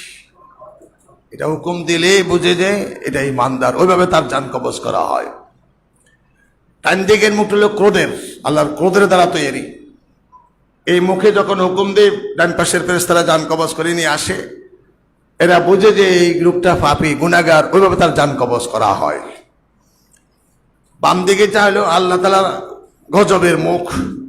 এই মুখ দিয়ে যখন নির্দেশ দিই তখন বলবে যে লোকটা মুনাফিক, ওইভাবে তার শাস্তি কবজ, আযাব দিয়ে তার জানটা কবজ করা হয়। পিছনের মুখটা হলো আগুনের মুখ। এই মুখ দিয়ে যখন হুকুম দিই বলে যে মুশরিক, ও মুশরিকের জান কবজ বের করার, ওইভাবে তার জান কবজ করা হয়। বুঝেছেন? এখন তাহলে আজরাইলের হুকুম দেওয়ার মুখ দিয়ে, হুকুমের 4টা মুখ। মুখে সামনে একটা, ডানে একটা, বামে একটা, পিছনে একটা। সামনের মুখটা হলো নূরের তৈরি, ডান পাশের মুখটা হলো আল্লাহ তাআলার কদর দ্বারা তৈরি, বাম পাশের মুখটা হলো আগুনের তৈরি, পিছনের মুখটা গজবের তৈরি। গজব ডান পাশটা হলো গজবের তৈরি, পিছনেরটা আগুনের তৈরি। এই যে মুখে হুকুম দেয়, হুকুম দিলে বুঝে নেককার, গুনাহগার, মুনাফিক, কাফের, যারা জান কবজ করে তারা বুঝে, ওইভাবে তাদের জান কবজ করা হয়। এরপরে 5ম আসমান, জিয়ারত নসিব হইল হারুন আলাইহিস সাথে, হুজুর সাথে জিয়ারত হলো। কমনের একটা আসমান থেকে একটা আসমানের দূরত্ব হলো দ্রুতগামী তেজি ঘোড়া 500 বছর দূরে যতটুকু রাস্তা অতিক্রম করে, এক একটা আসমানের দূরত্ব ততটুকু লম্বা। 6ষ্ঠ আসমানে উঠলেন, জিয়ারত হলো মূসা আলাইহিস সালামের সাথে। 7 আসমানে যখন উঠি ডান দিকে কদম দিলেন, বাইতুল মামুর, ফেরেশতাদের ইবাদতগাহ। ওই বাইতুল মামুরের নিচে প্রতিচ্ছবি, ফটোকপি হলো খানা কাবা। কোটি কোটি ফেরেশতা তওয়াফ করতেছেন। বাইতুল মামুরের সামনে হেলান দিয়ে বসে আছেন স্বর্ণের চেয়ারে। চেয়ে দেখলেন জাতির পিতা ইব্রাহিম আলাইহিস সালাম। মিল্লাতা আবিকুম ইব্রাহিম ওয়া সাম্মাকুমুল মুসলিমিন। মুসলমানদের জাতির পিতা ইব্রাহিম আলাইহিস সালাম। চিন্তা করেন, জিয়ারত নসিব হয়ে গেল। কতগুলো বাচ্চা কি সুন্দর খেলতেছে খেলতেছে খেলতেছে, আনন্দ করতেছে, বাবা যেরকম সন্তানকে নিয়ে খেলে। এরা কারা? মুসলমানদের সন্তান যারা নাবালক শিশু মারা গেছেন, তাদেরকে নিয়ে তিনি আনন্দ করতেছেন। বুঝেছেন? এখন নাবালক শিশু বাইতুল মামুরে, হুজুর সাল্লাল্লাহু আলাইহি ওয়াসাল্লামকে নির্দেশ দিলেন বাইতুল মামুরে প্রবেশ করেন। ঢুকলেন, এবার 7 আসমানের যত ফেরেশতা সব পিছনে এসে দাঁড়ায় গেল। যত রাসূলের উম্মত যারা প্রথম দরজার বেহেশতি, সকলের রুহানিভাবে হাজির। বাইতুল মামুরে রাসূলের উম্মত যারা প্রথম দরজার বেহেশতি, তাদেরকে নিয়ে ফেরেশতাদেরকে রাসূল 2 রাকাত নামাজ পড়লেন। নামাজ শেষে হুজুর বেরিয়ে আসলেন। একদল আসতেছে, কিন্তু আসতেছে কাছাকাছি আসতে না আসতে পর্দা পড়ে গেল, ঢুকতে দিলেন না। হুজুর আগে গেলেন, পথ বন্ধ করে দিলেন। জিবরাইল, কারা আসতেছিল? কয় আপনার উম্মত। প্রথম যারা, আপনার উম্মত। তো এরা নামাজ পড়লে ওদেরকে বাধা দেওয়া হলো কেন? কয় এরা আপনার প্রকৃত খাঁটি উম্মত, এরা বেহেশতি, এই জন্য এদেরকে প্রথম দরজার হুকুম দেওয়া হলো। ওরা দোজখী, এই জন্য এদের সাথে মিশার অনুমতি দেওয়া হয় নাই। হুজুর ফরিয়াদ করলেন, আমার উম্মত আমার পিছনে নামাজ পড়তে আগ্রহী। এবার নূরের একটা নহর, ওই নহরে ওই উম্মতদেরকে রুহানিভাবে গোসল দেওয়া হলো, চেহারা নূরে হয়ে গেল। হুজুর আবার এদেরকে নিয়ে ঢুকলেন, আবার 2 রাকাত নামাজ পড়লেন। বুঝেছেন? এখন হুজুর সাল্লাল্লাহু আলাইহি ওয়াসাল্লাম 4টা নহর, দুধের নহর, মধুর নহর, শরাবের নহর, পানির নহর। ইন্না আতাইনা কাল কাউসার, আমি আপনাকে কাউসার দান করেছি। হুজুর সাল্লাল্লাহু আলাইহি ওয়াসাল্লাম দেখলেন নহর প্রবাহিত হচ্ছে। হুজুর, এই নহরের মূল কোথায় দেখবেন? সামনের দিকে যান। যাইতেছেন যাইতেছেন যাইতেছেন, যত যা মূল দেখে না, শ্রান্ত ক্লান্ত হয়ে বসে গেলেন। আল্লাহ জিজ্ঞেস, আল্লাহ আর কত দূরে? আরো বহু দূরে আছে। আপনি তো ভুল করলেন। কি ভুল করলাম? যখন রওনা হয়েছেন যদি বিসমিল্লাহির রহমানির রহিম করতেন, আমার রহমত কুদরতের সামনে চলে আসতো। চিন্তা করে হুজুর সাল্লাল্লাহু আলাইহি ওয়াসাল্লাম কি করলেন? এবার ভুল শুধরে এনে বিসমিল্লাহির রহমানির রহিম কদম দিলেন। 2 কদম দিতেই নহর মূলটা সামনে পড়ে গেল। লেখা আছে স্বর্ণের একটা আলমারি, উপরে লেখা আছে বিসমিল্লাহির রহমানির রহিম। চিন্তা করে, এবার হুজুর ভুল করবেন না, এটা আমাদের শিক্ষার জন্য। ভুল করা মানে আমাদের শিক্ষা দেওয়ার জন্য আল্লাহ ব্যবহার করছেন। মুসলমান প্রত্যেক কাজে কি বলবে? বিসমিল্লাহির রহমানির রহিম। বিসমিল্লাহর কাছে বরকত আছে, বিসমিল্লাহ ছাড়া বরকত। এই ঘটনা যখন হুজুর এসে মেরাজ ঘটনা যখন বললেন, এক ইহুদি মেয়ে শুনে মুসলমান হয়ে গেছে। শুনে এবার সব কাজে বিসমিল্লাহ, উঠতো বিসমিল্লাহ, বসতো বিসমিল্লাহ, লইতো বিসমিল্লাহ, খাইতো বিসমিল্লাহ, সব বিসমিল্লাহ। বাপ কয়, বাপ মা নাই, বাপ কয় কি করছিস তুই মুসলমান হয়েছিস? কহা মুসলমান হয়েছিস? জি। আমার ঘরে থাকি আমার অনুমতি দিচ্ছে? কহা হয়েছি। এবার বাপের যত শ্রদ্ধায় যত গালিগালাজ করে সে ঠিক হয় না, বিসমিল্লাহ ছাড়ে না। তো এবার চিন্তা করলেন, বিসমিল্লাহ ছাড়ে না তো ইমান ঠিকই আছে, আসলভাবে তাকে উসিলা নিয়ে শাস্তি দিয়ে কতল করা হবে। তো কিভাবে? স্বর্ণের একটা আংটি আছে, বাপের তার নাম লেখা আছে। রাগ ছুরি একটা তৈরি করলো, স্বর্ণের আংটি দিবে, বাপ দূর থেকে চেয়ে থাকবে, কোথায় রাখে গোপন করে ফেলবে, চাইবে দিতে পারবে না, জবাই করবে। চিন্তা করেন, স্বর্ণের আংটি নেই, বিসমিল্লাহির রহমানির রহিম। রাগটা কেমন? বিসমিল্লাহ লইছে কি? বিসমিল্লাহির রহমানির রহিম। রাগ কি বাপ? আচ্ছা দেখাম। পিছনে বারান্দার মধ্যে চলে গেছে, মেয়ে রাখতেছে বিসমিল্লাহির রহমানির রহিম। দূর থেকে বাপ দেখা বিসমিল্লাহ সাত বুঝাবো। এবার বাপ পিছন দিয়ে আসা আস্তে রিংটা গুজায় গোপন করে ফেললো। চিন্তা করেন, পাশে নদী, এটা এমন জায়গায় ফালামো আদার কোটে বিসমিল্লাহ বলে যেন লাভ না হয়। দিছে নদীতে ফালাই, নদীতে ফেলে দিল আংটিটা। এবার পরের দিন আসা সুন্দর করে বাপ কয়, আচ্ছা বালা করে খা। তো খাই, এটা ভালো মাছ কিনে আনলো নদীর থেকে, বাজার থেকে মাছ কিনে আনছে, কাঠ লসে বিসমিল্লাহির রহমানির রহিম। যে আমি গোসল করে আসতেছি, পাক কর, জীবনের মতো খানা খাবি, আজ শেষ খানা, তাড়াতাড়ি কর। ছুরি চালাইছে, বিসমিল্লাহির রহমানির রহিম, কস করে উঠলো, স্বর্ণটা পেট থেকে বাইরে আসলো, রিংটা পেট থেকে বাইরে আসলো। থমকে গেল, চেয়ে দেখলেন নাম লেখা, আব্বার নাম। বিসমিল্লাহির রহমানির রহিম যে পোজ দিল, পেট থেকে কি বাইরে আসে? রিং।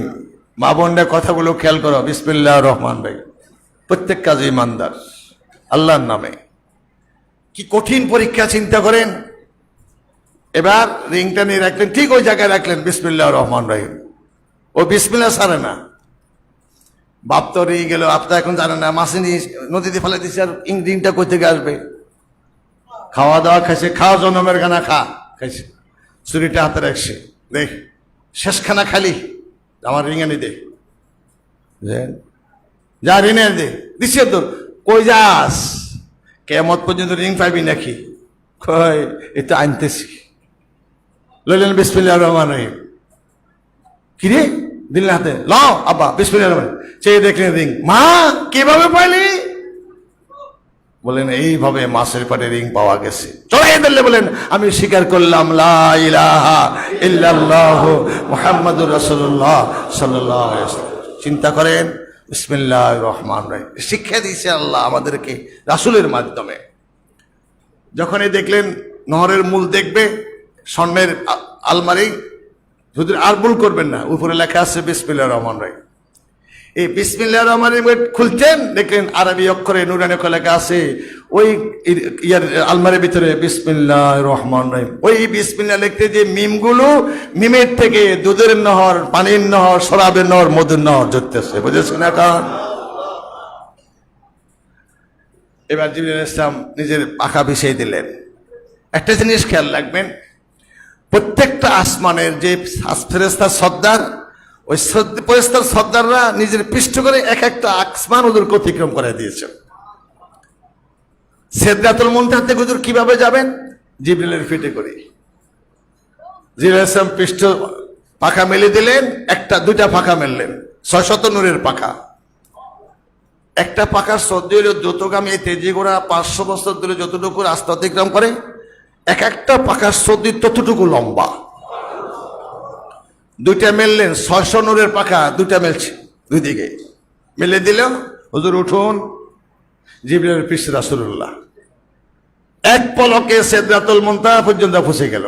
বাইতুল মামুর থেকে, বাইতুল মামুর থেকে সিদরাতুল মুনতাহা। হুজুর নামুন। নামলেন। এবার হঠাৎ করে জিবরাইল আলাইহিস সালামের 600 নূরের পাখা টান দিয়ে মেলে দিয়ে ঝাঁকড়া দিলেন। হুজুর থমকে গেল। 600 পাখা একসাথে এইভাবে মেলে দেওয়া কত বিশাল ব্যাপার। থমকে গেলেন। হুজুর বলেন, জিবরাইল, এটা আমার আসল সূরত। কোন সূরত? আসল সূরত। হুজুর, আপনি আল্লাহ দিদারে যাচ্ছেন, একটা দাবি আল্লাহ থেকে পাশ করে নিতে হবে। কি দাবি? জিবরাইল আলাইহিস সালামকে জিজ্ঞাসা করা হলো, বয়স কত বছর? বয়স বুঝেন জিবরাইলের? বয়স জানেন না। হুজুর সাল্লাল্লাহু আলাইহি ওয়াসাল্লাম বললেন, জিবরাইল তোমার বয়স কত বছর? কয়, ইয়া রাসূলুল্লাহ, কোনো হিসাব নাই, অগণিত অসংখ্য। জিবরাইল, তোমার যখন আল্লাহ তৈরি করছিল তখন কিছু ঘটনা বলো। তখন জিবরাইল বলেন, হুজুর, আমার যে 600 নূরের পাখা দিয়ে তৈরি করলো, শুকরিয়াতান 2 রাকাত নামাজ পড়ছি, 30,000 বছর লাগছে। তখন আমার আল্লাহ কি বলছেন? সাংঘাতিক কথা। আল্লাহ বলছেন, জিবরাইল, তোমার ভিতরে একটা ভাব দেখছি, 30,000 বছরে 2 রাকাত নামাজ পড়ছোর ভাব, কিন্তু আমার হাবিবকে মর্যাদা তুমি জিবরাইল বুঝবে না। আমার হাবিবের মর্যাদা কত কেমন আমি কেউ বুঝবে না, তবে হাবিবের উম্মতের মর্যাদা শোনো। তুমি যে 30,000 বছরে 2 রাকাত নামাজ পড়ছো, যে সব আমার হাবিবের উম্মত, হাবিব না উম্মত যদি অল্প টাইমে 2 রাকাত নামাজ পড়ে, ও সমপরিমাণ নেক লিখে দেওয়া হবে। জিবরাইল 30,000 বছরে যে নামাজ পড়বে, আমাদের 2 মিনিট কিংবা 3 মিনিট সমপরিমাণ নেক। এই যে জিবরাইল দাবি দিয়ে বললেন, পরওয়ারদিগার, এত মর্যাদা, এত সম্মান, এত উচ্চস্তরের মাকাম, তাহলে আমি তোমার হাবিবের উম্মতের কি খেদমত করতে পারি? এই মর্যাদাশীল তো কি করতে চাও? হাসরের দিন, ভয়াবহ দিন, যেদিন তোমার হাবিবের উম্মত দোজখের ফুলসিরাতের পোল, 30,000 বছরের রাস্তা, খুঁটিবিহীন ঝুলন্ত সাঁকো, চুলের চেয়ে চিকন, খুরের চেয়ে ধার, এই যে সাঁকোটা দেখবে ভয়ে আতঙ্ক হয়ে যাবে, ভীত সন্ত্রস্ত হয়ে যাবে। তখন আমার এই পাখাগুলো তোমার উম্মতের জন্য হাসরের দিন প্রচারগুলোর বিষয় দিব, হাবিবের উম্মতের জন্য। আল্লাহ বললেন, আর তুমি বলছো আমি একা এই বিল পাস করতে পারবো না, যদি আমার হাবিব যদি গ্রহণ করে আমিও গ্রহণ করব। তাই মেরাজের রাত্রিতে হুজুরকে পিঠ থেকে নামায় দিয়ে 600 পাখা মিলে এটা ঝাঁকড়া দিলেন। কেন? এই দেখছেন আমার পাখা এই জন্য দেখাইছি, ওই যে আল্লাহর কাছ থেকে আমি বলছিলাম, আল্লাহ বলছেন আমার হাবিব যদি বলে আপনি যাবেন আজকে দিদারে, আজকে বিল পাশের উপযুক্ত সময়, এই 600 নূরের পাখা আপনার উম্মতের জন্য বিছাই দিব। যদি আপনি কবুল করেন আল্লাহ কবুল করে নেবে। বুঝছেন? তাহলে জিবরাইলের মর্যাদা বেশি না আমাদের মর্যাদা বেশি? আমাদের পায়ের ধুলে নেওয়ার জন্য জিবরাইল আকাঙ্ক্ষিত। তো মেরাজের রাতে জিবরাইল বলে আপনি আল্লাহ দিদারে যাচ্ছেন, এই 600 নূরের পাখা এর জন্য দেখাইছি, আপনি দেখবেন, এ আপনার কাছে ফরিয়াদ, এই পাখাগুলো আপনার উম্মতের জন্য হাসরের দিন পুলের করে বিছাই দিব আমি। যদি আপনি কবুল করেন আল্লাহ কবুল করবে। চিন্তা করেন। বললেন এবার আপনি আর আপনার পরওয়ারদিগার, আর সামনে আমার 1 চুল পরিমাণ আগাবার ক্ষমতা আমার নাই, তাজাল্লিয়াতে নূরে জ্বলে পড়ে কয়লা হয়ে যাব। বলতে বললেন জিবরাইল এই সময় কি কেউ কাউকে সাথী ছেড়ে দেয়? আল্লাহর নির্দেশ। এবার হঠাৎ করে সিদরাতুল মুনতাহা, কুল বৃক্ষ, এই বৃক্ষের প্রত্যেকটা পাতা, এই যে ইয়াকশা সিদরাতা মা ইয়াকশা মা জাগাল বাসার ওয়া মা তাগা, এই মুহূর্তে এখান থেকে যদি আল্লাহ দিদারে যাবেন, এরই জন্য এই আসমানের সমস্ত ফেরেশতারা ফরিয়াদ করলেন, ওই মুহূর্ত, বিশেষ মুহূর্ত তোমার হাবিবকে আমরা এক নজর দেখব। এদের দোয়া কবুল করে সমস্ত আসমানের ফেরেশতাকে আল্লাহ প্রজাপতির আকৃতি করে আয়না সিদরাতুল মুনতাহার পাতায় পাতায় সুসজ্জিত করে দিয়েছেন। এজ ইয়াকশা সিদরাতা মা ইয়াকশা মা জাগাল বাসার ওয়া মা তাগা, যাহা কিছু ঢাকে ফেলছেন সিদরাতুল মুনতাহার সমস্ত কুল বৃক্ষ পাতায় পাতায়, কে? যাহা কিছু ঢাকার, সেগুলো কি? ফেরেশতা, প্রজাপতির মতো এক নজর দেখবে। হুজুরের শান মাল তারা দেখার জন্য গাছের পাতায় ঢালাই দৃষ্টি দিয়ে রইলেন। এই সময় নির্দেশ হলো জিবরাইল আমার হাবিবকে বলো সিদরাতুল মুনতাহার নিচে একটা নূরের ঝর্ণা আছে, গোসল করার জন্য। গোসল করলে শরীর কি আরো পুরো আরো নূরানি হবে, নূরের ঝর্ণা গোসল করলে। হুজুর সাল্লাল্লাহু আলাইহি ওয়াসাল্লাম সিদরাতুল মুনতাহা দিয়ে দেখলেন তলদেশ দিয়ে নূরের ঝর্ণা, সাগর আর সাগর। হুজুর ডুব দিয়ে উঠলেন, সারা আরো নূরানি গেল, আরো পাওয়ারফুল হয়ে গেল। জিবরাইল সরে গেলেন, নূরের একটা সবুজ রফরফ চাদর আসে হাজির। নূরের জগতে নূরের নবী, নূরের পাওয়ার বেশি না আগুনের সে। তো এই আগুনে মানুষ জ্বলে যায়, নূরে কি জ্বলবে না, থাকবে? জ্বলে যাবে।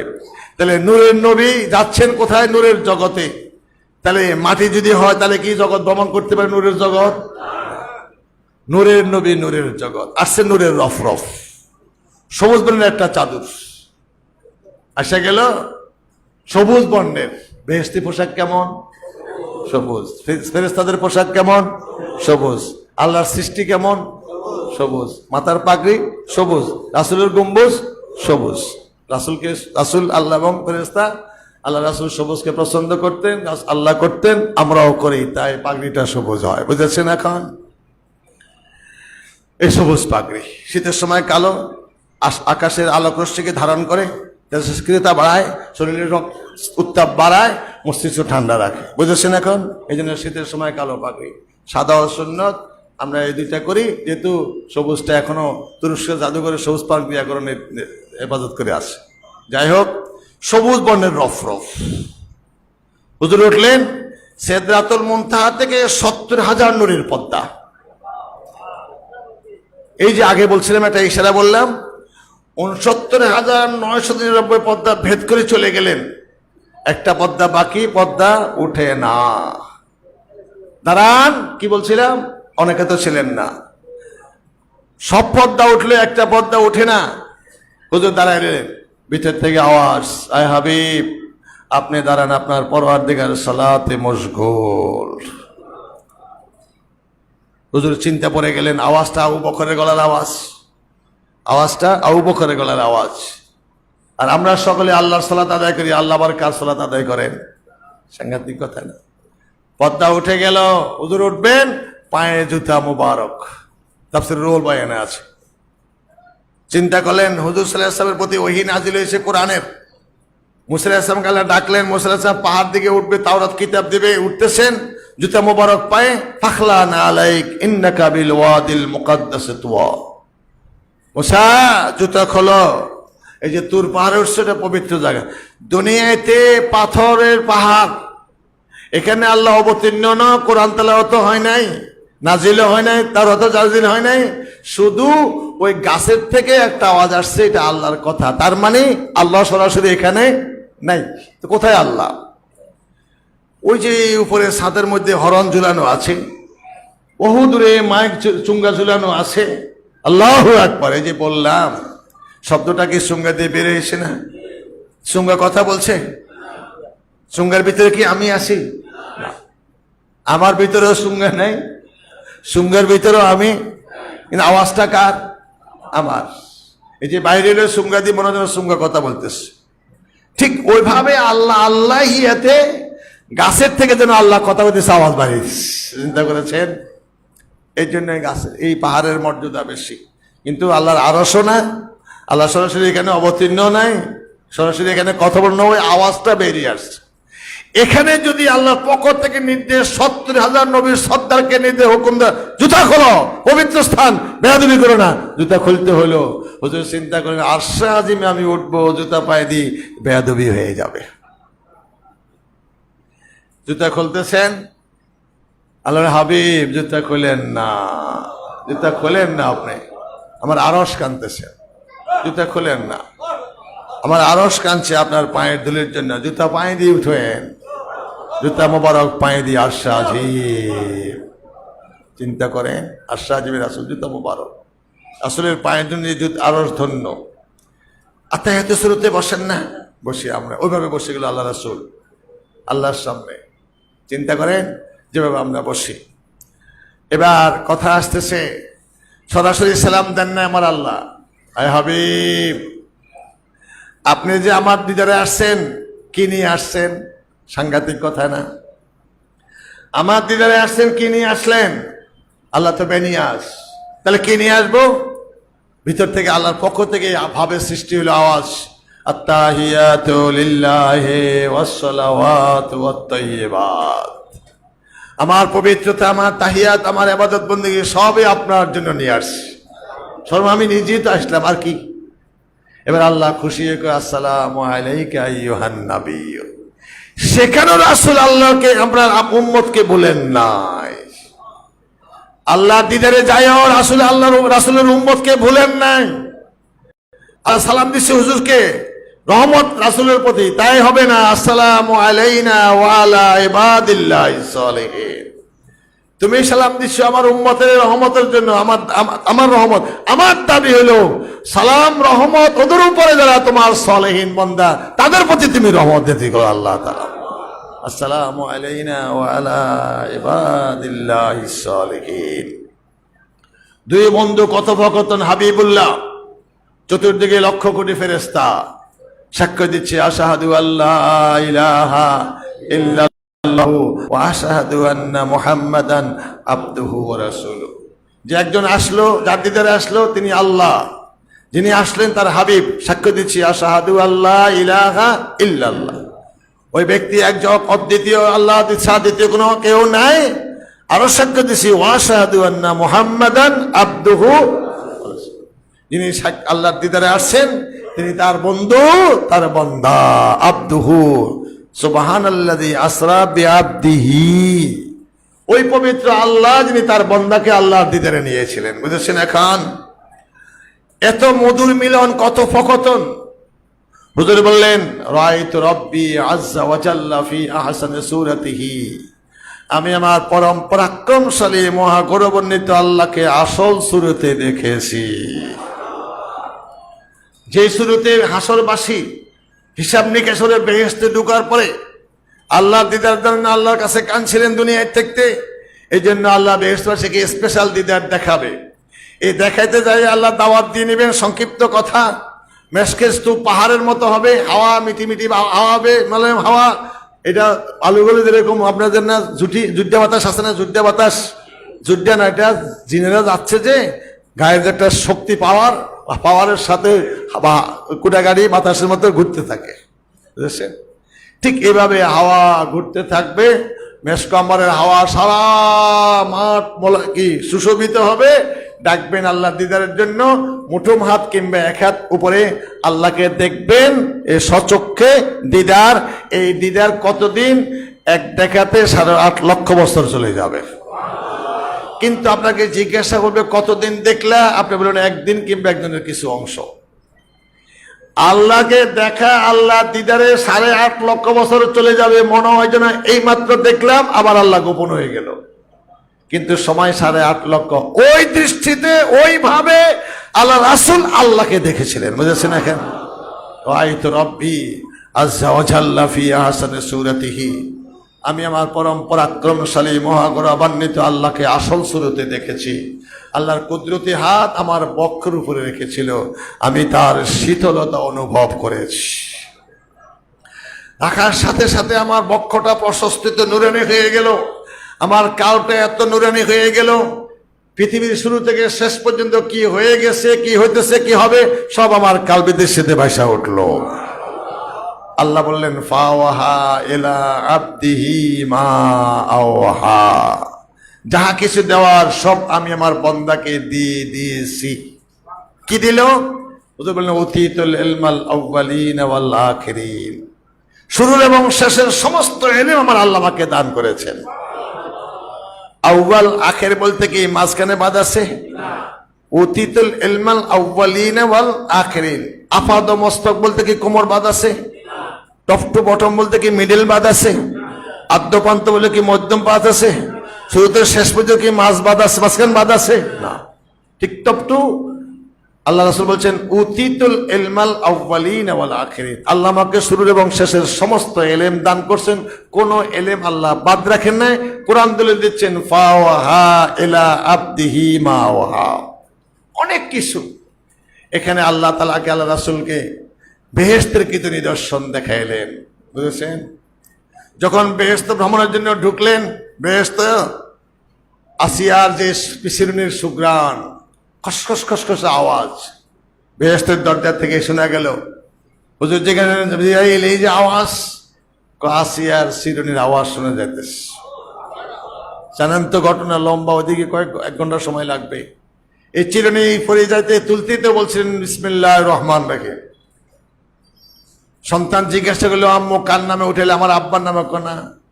যিনি তোমার আব্বার আল্লাহ, আমারও আল্লাহ, তোমারও আল্লাহ, সকলের আল্লাহ, সে আল্লাহর নামে। এই আল্লাহ ঠিক রাখতে যাইয়া 7টা সন্তান দিলেন, জানটাও দিয়ে দিলেন। কেমন নির্মম ভাবে উলঙ্গ অবস্থা মাটিতে শোয়াই দিল, বুকে চাপ দিলেন, বললেন এখনো সময় আছে, স্বর্ণ দিয়ে তৈরি করছি, এটা তোর বেহেশত, এটা যাবি, চা। আসিয়া কান্দে রব্বে ইবনিলি ইনদাকা বাইতান ফিল জান্নাতি ওয়ানাজ্জিনি মিন ফিরাউনা ওয়া আমালিহি ওয়ানাজ্জিনি মিনাল কওমিজ জালিমিন। এই যে বললো জি দিয়ে ক্ষোভে, ফিরাউন জিল আওতাদ, কোরআনের ভাষা, ফেরাক মারা ফেরাউন, যে কাঠের সাথে ফেরাক মারলেন আসিয়াকে, মুখে ফেরাক, কপালে ফেরাক, বুকে ফেরাক, নাভিতে ফেরাক, উরুতে ফেরাক, হাঁটুতে ফেরাক, লজ্জাস্থানের ভিতরে ফেরাক মেয়ে আটকাই দিলেন, কম বক্ত স্তনে ফেরাক টান দিয়ে এলেন, চামড়াটা রয়ে গেল কাঠের সাথে। আসিয়ার মুখ দিয়ে বেরিয়ে আসলো লা ইলাহা ইল্লাল্লাহু মুসা কালিমুল্লাহ। চিন্তা করেন, বাইরে আসতো। এই যে জান দিলেন কিসের জন্য? আল্লাহ ঠিক রাখার জন্য, এক আল্লাহকে ঠিক রাখার জন্য। সে আল্লাহ আসিয়ার জন্য বেহেশত তৈরি করে রেখেছেন। আসিয়া মরণ মুহূর্তে দেখলেন, কি বললেন? রব্বি ইবনিলি ইনদাকা বাইতান ফিল জান্নাতি ওয়ানাজ্জিনি মিন ফিরাউনা ওয়া আমালিহি ওয়ানাজ্জিনি মিনাল কওমিজ জালিমিন। আল্লাহ, ও আমাকে দুনিয়ার স্বর্ণের ঘর দেখাচ্ছে, বেহেশতের লোভ দেখাচ্ছে, তুমি কেন না বেহেশত আমার জন্য একটা ঘর তৈরি করতে? ইনদাকা বাইতান ফিল জান্নাহ, তুমি কি পারো না বেহেশতটা আমার জন্য ঘর তৈরি করতে? ওনার যিনি মিন ফেরাউন, বাঁচাও ফেরাউনের কুকর্ম থেকে, ওনার যিনি মিনাল কওমিজ জালিমিন, এবং জালিমের অত্যাচার থেকে আমাকে রক্ষা করো। এই বলে তিনি আল্লাহর কালেমার স্বীকৃতি আল্লাহ দিদারে চলে গেলেন। হুজুর বললেন, আমি দেখলাম খসখসে আওয়াজ শোনা যায় ফেরাউনের সন্তানদের, এবং আসিয়ার সুগ্রাণ, চিরুনির সুগ্রাণ বেহেশত আমি পাইলাম। কচুরু যায় দেখেন যে বেলাল সামনে সামনে যাচ্ছে। কে যাইতেছে? বেলাল। আওয়াজ থমকে গেলেন। জিবরাইল, বেলালের আওয়াজ কহা? তো আমি আসার আগে বেলাল বেহেশতে কেমনে আসলো? বেহেশতটা বেলালের জন্য। তাহলে বেলাল কি বেহেশতে সুসংবাদ পাইছে কি পায় নাই?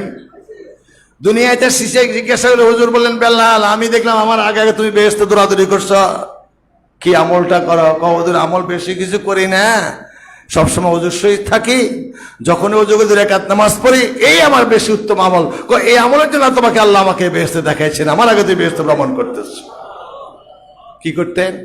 সবসময় হুজুর শহীদ থাকতেন। কোথায় থাকতেন? হুজুর শহীদ থাকতেন, ওযু করে 2 রাকাত নামাজ পড়তেন, আর নাফাক অবস্থা থাকতেন না। আল্লাহ খুশি হয়ে স্পেশাল একটা বেহেশত বেলালের জন্য তৈরি করে রাখলেন। বুঝেছেন? এখন গেলেন, আর কতটুকু হাঁটলেন বেহেশতে, দেখলেন যে একটা গন্ধম রঙের মেয়ে, নুরানি হুর। হুর এত সুন্দর, হুজুর বললেন বেহেশতের হুর এত সুন্দর, যদি কনিষ্ঠ অঙ্গলে যদি দুনিয়ার দিকে আসমান বের করে দিত, এই তার এই নূরে, এই আলোতে চন্দ্র সূর্যের আলো সব ম্লান হয়ে যেত, এত সুন্দর ছিল। যদি একটু থুতু নিক্ষেপ করতেন, এই দুনিয়ায় মেশকামার সে সুঘ্রাণ হয়ে যেত। হাসি দিবেন, মুক্তা ঝরবে, গায়ের ঘাম মেশকামার সে সুঘ্রাণ, স্বামী স্ত্রী মিলবে, যাহা বাইর হবে মেশকামার সে সুঘ্রাণ, যাহা খাবে ঠেকর দিবে, আবার হজম হয়ে যাবে। এই যে এই নুহুরটা 70 জোয়া কাপড় পরানো হবে, পড়লে তার ভিতরের মজাটা কাপড় ভেদ করে দেখা যাবে। বুঝছেন? তার মাথার ওড়নাটা দাম হবে, বেহেশতের হুরের মাথার ওড়নাটা দাম হবে দুনিয়া ও দুনিয়ার মধ্যে যাহা কিছু আছে তার চেয়ে বেশি দামি হবে শুধু বেহেশতের হুরের ওড়নাটার দামটা হবে তার চেয়ে বেশি। চিন্তা করেন, এই বেহেশত হুজুর ভ্রমণ করলেন, এক বেহেশতে ঢুকে দেখলেন গন্ধম রঙের একটা মেয়ে জন্নার মধ্যে উজু করতেছে, বেহেশতের জন্নার মধ্যে। হুজুর বললেন, জিবরাইল এই কার জন্য তৈরি? ওমরের জন্য তৈরি করে রাখা হয়েছে। কার জন্য? বাংলা বুঝেন? কার জন্য? হুজুর থমকে গেলেন। সব ফুল একরকম সোনালী কালার, এটা গন্ধম কালারের কেন? বাংলা বুঝেন না? এটার কালার একরকম কেন? দুনিয়াতে জিজ্ঞাসা করলে, ওমর আমি দেখলাম যে গন্ধম কালারের বিবি তোমার জন্য সব সোনালী কালার। ওমর কয়, হুজুর আমি গন্ধম রংটা পছন্দ করি। হুজুর কয়, সুবহানাল্লাহ, তাই তো তোমার পছন্দ মোতাবেক ওই রঙে আল্লাহ তোমার জন্য উঠতে করে একজন বেহেশতের মধ্যে। বন্দা যাহা পছন্দ করে আল্লাহ তাই বন্দাকে আসল দিন দান করবে। বন্দা যদি মাবুদের হয়, কুল কায়নাত আল্লাহ মাবুদের তার অধীন করে দেবেন। সে যাহা চাবে তাই দিবে, যাহা পছন্দ করে তাই আল্লাহ দান করবেন। ওমর যে রং পছন্দ করেন ওই রঙের হুর তৈরি করে রেখেছেন আল্লাহ তাআলা তার জন্য বেহেশত। এক একটা বেহেশতের সত্যি কথা জানেন? কিয়ামত পর্যন্ত যদি ফেরেশতারা উড়ে বেহেশতের এই প্রান্ত প্রান্ত ছেদ করতে পারবে না। জিবরাইল বলেন, হুজুর দিতাম না, লম্বা হয়ে যাবে, সময় মেলা হয়ে গেছে। এই বেহেশত ভ্রমণ করলেন, হুজুর আসবেন, আবার শেষ বিদায়। আয় হাবিব, এই যে মাখামাখি সবকিছু হলো, এই মাখামাখিতে সব হলো, কিন্তু আমরা ভিতরে চিন্তা, তো ভিতরে চিন্তা জানে কে? চিন্তাটা কি? আমি আসার আগে আমার আবু বকর এখানে কি করে আসলো? গলার আওয়াজটা কার? হাবিব দাঁড়ান, আপনার পরওয়ারদিগার সালাতে মশগুল। আওয়াজটা কিন্তু আবু বকরের গলার আওয়াজ। কার আওয়াজ? আবু বকরের। তাহলে একটা হলো আমার আগে আবু বকর এখানে কি করে আসলো, দ্বিতীয় হলো আমরা সকলে আল্লাহর সালাত আদায় করি, আল্লাহ আমার কাজ সালাত আদায় করলেন। আল্লাহ হাবিব আশ্বাদের উপরের দিকে তাকান, আরবিতে লেখা আছে সুবহানি সুবহানি সাবাকাত রহমাতি আলা গাজাবি। আমি পবিত্র, আমি পবিত্র, আমার রহমত গজবের আগে যায়। আয় হাবিব, আপনি আমার দিদারে আসছেন, আপনি আমার দিদার করবেন, মহব্বতে আসছেন, কিন্তু আমি এই মুহূর্তে আপনার উম্মতের জন্য মহব্বত করে স্পেশাল রহমত বিতরণ করেছি। আমার সালাত আপনার উম্মতের জন্য আমার রহমত। তাই রাত্রিটা কিসের রাত্রি? কিসের রাত্রি? ঘুমাইলে কি রহমত পাওয়া যাবে? তাহলে রহমত পাইতে হলে স্পেশাল রহমত। আজকে রহমতের রাত্রি, কানবেন রহমত। রহমত কি করে? মাগফিরাত রহমত কি করে? গুনাহ মাফ করে দিয়ে মুক্ত করে বেহেশতি মানুষ বানায় দেয়। তাই তরিকতপন্থীর এই রাত্রে ইবাদত করে। কে কি করবে বলবে, আমাদের কোনো দরকার। এটা হাদিসে আছে কিসের রাত্রি? রহমতের রাত্রি। আপনি আমার দিদারে আসছেন, এরই জন্য আজকে এই রাত্রে স্পেশাল ভাবে আমরা উম্মতের জন্য রহমত বিতরণ করেছি। এই আমার সালাত। ভাবছেন আমি আগে আসলাম, আবু বকর কি করে আসলো? কহা হুজুর, সুখের সাথী দুঃখের সাথী, হাবিব দুঃখের সাথী সুখের সাথী সর্বাবস্থার সাথী, গাড়ে সুরে গর্তের ভিতরে জানটা দিচ্ছেন, আপনার ঘুম ভাঙেন না আবু বকর, জানটা দিতে প্রস্তুত। সে এত মহব্বত রাখে, তো আপনি তাকে ছাড়িয়ে সব দুঃখ ব্যথা চিন্তা ভুলে যান। এখানে নিগুড়ো জাগা, কেউ নাই, সাথী নাই, সঙ্গী নাই, ভীত সন্ত্রস্ত মন। আবু বকর আওয়াজ শুনে স্বস্তি আসবে, শান্তি পাবে, ভয় দূর হবে। এই জন্য আবু বকর না, ওর গলার আগে একটা ফেরেশতা তৈরি করে রেখেছে। সম্মান আবু বকরের। বুঝেছেন? কি নেবেন হাবিব? আপনি দিদার করছেন, উম্মত দিদার করবে না? হ্যাঁ। তাহলে কবার? 50 বার।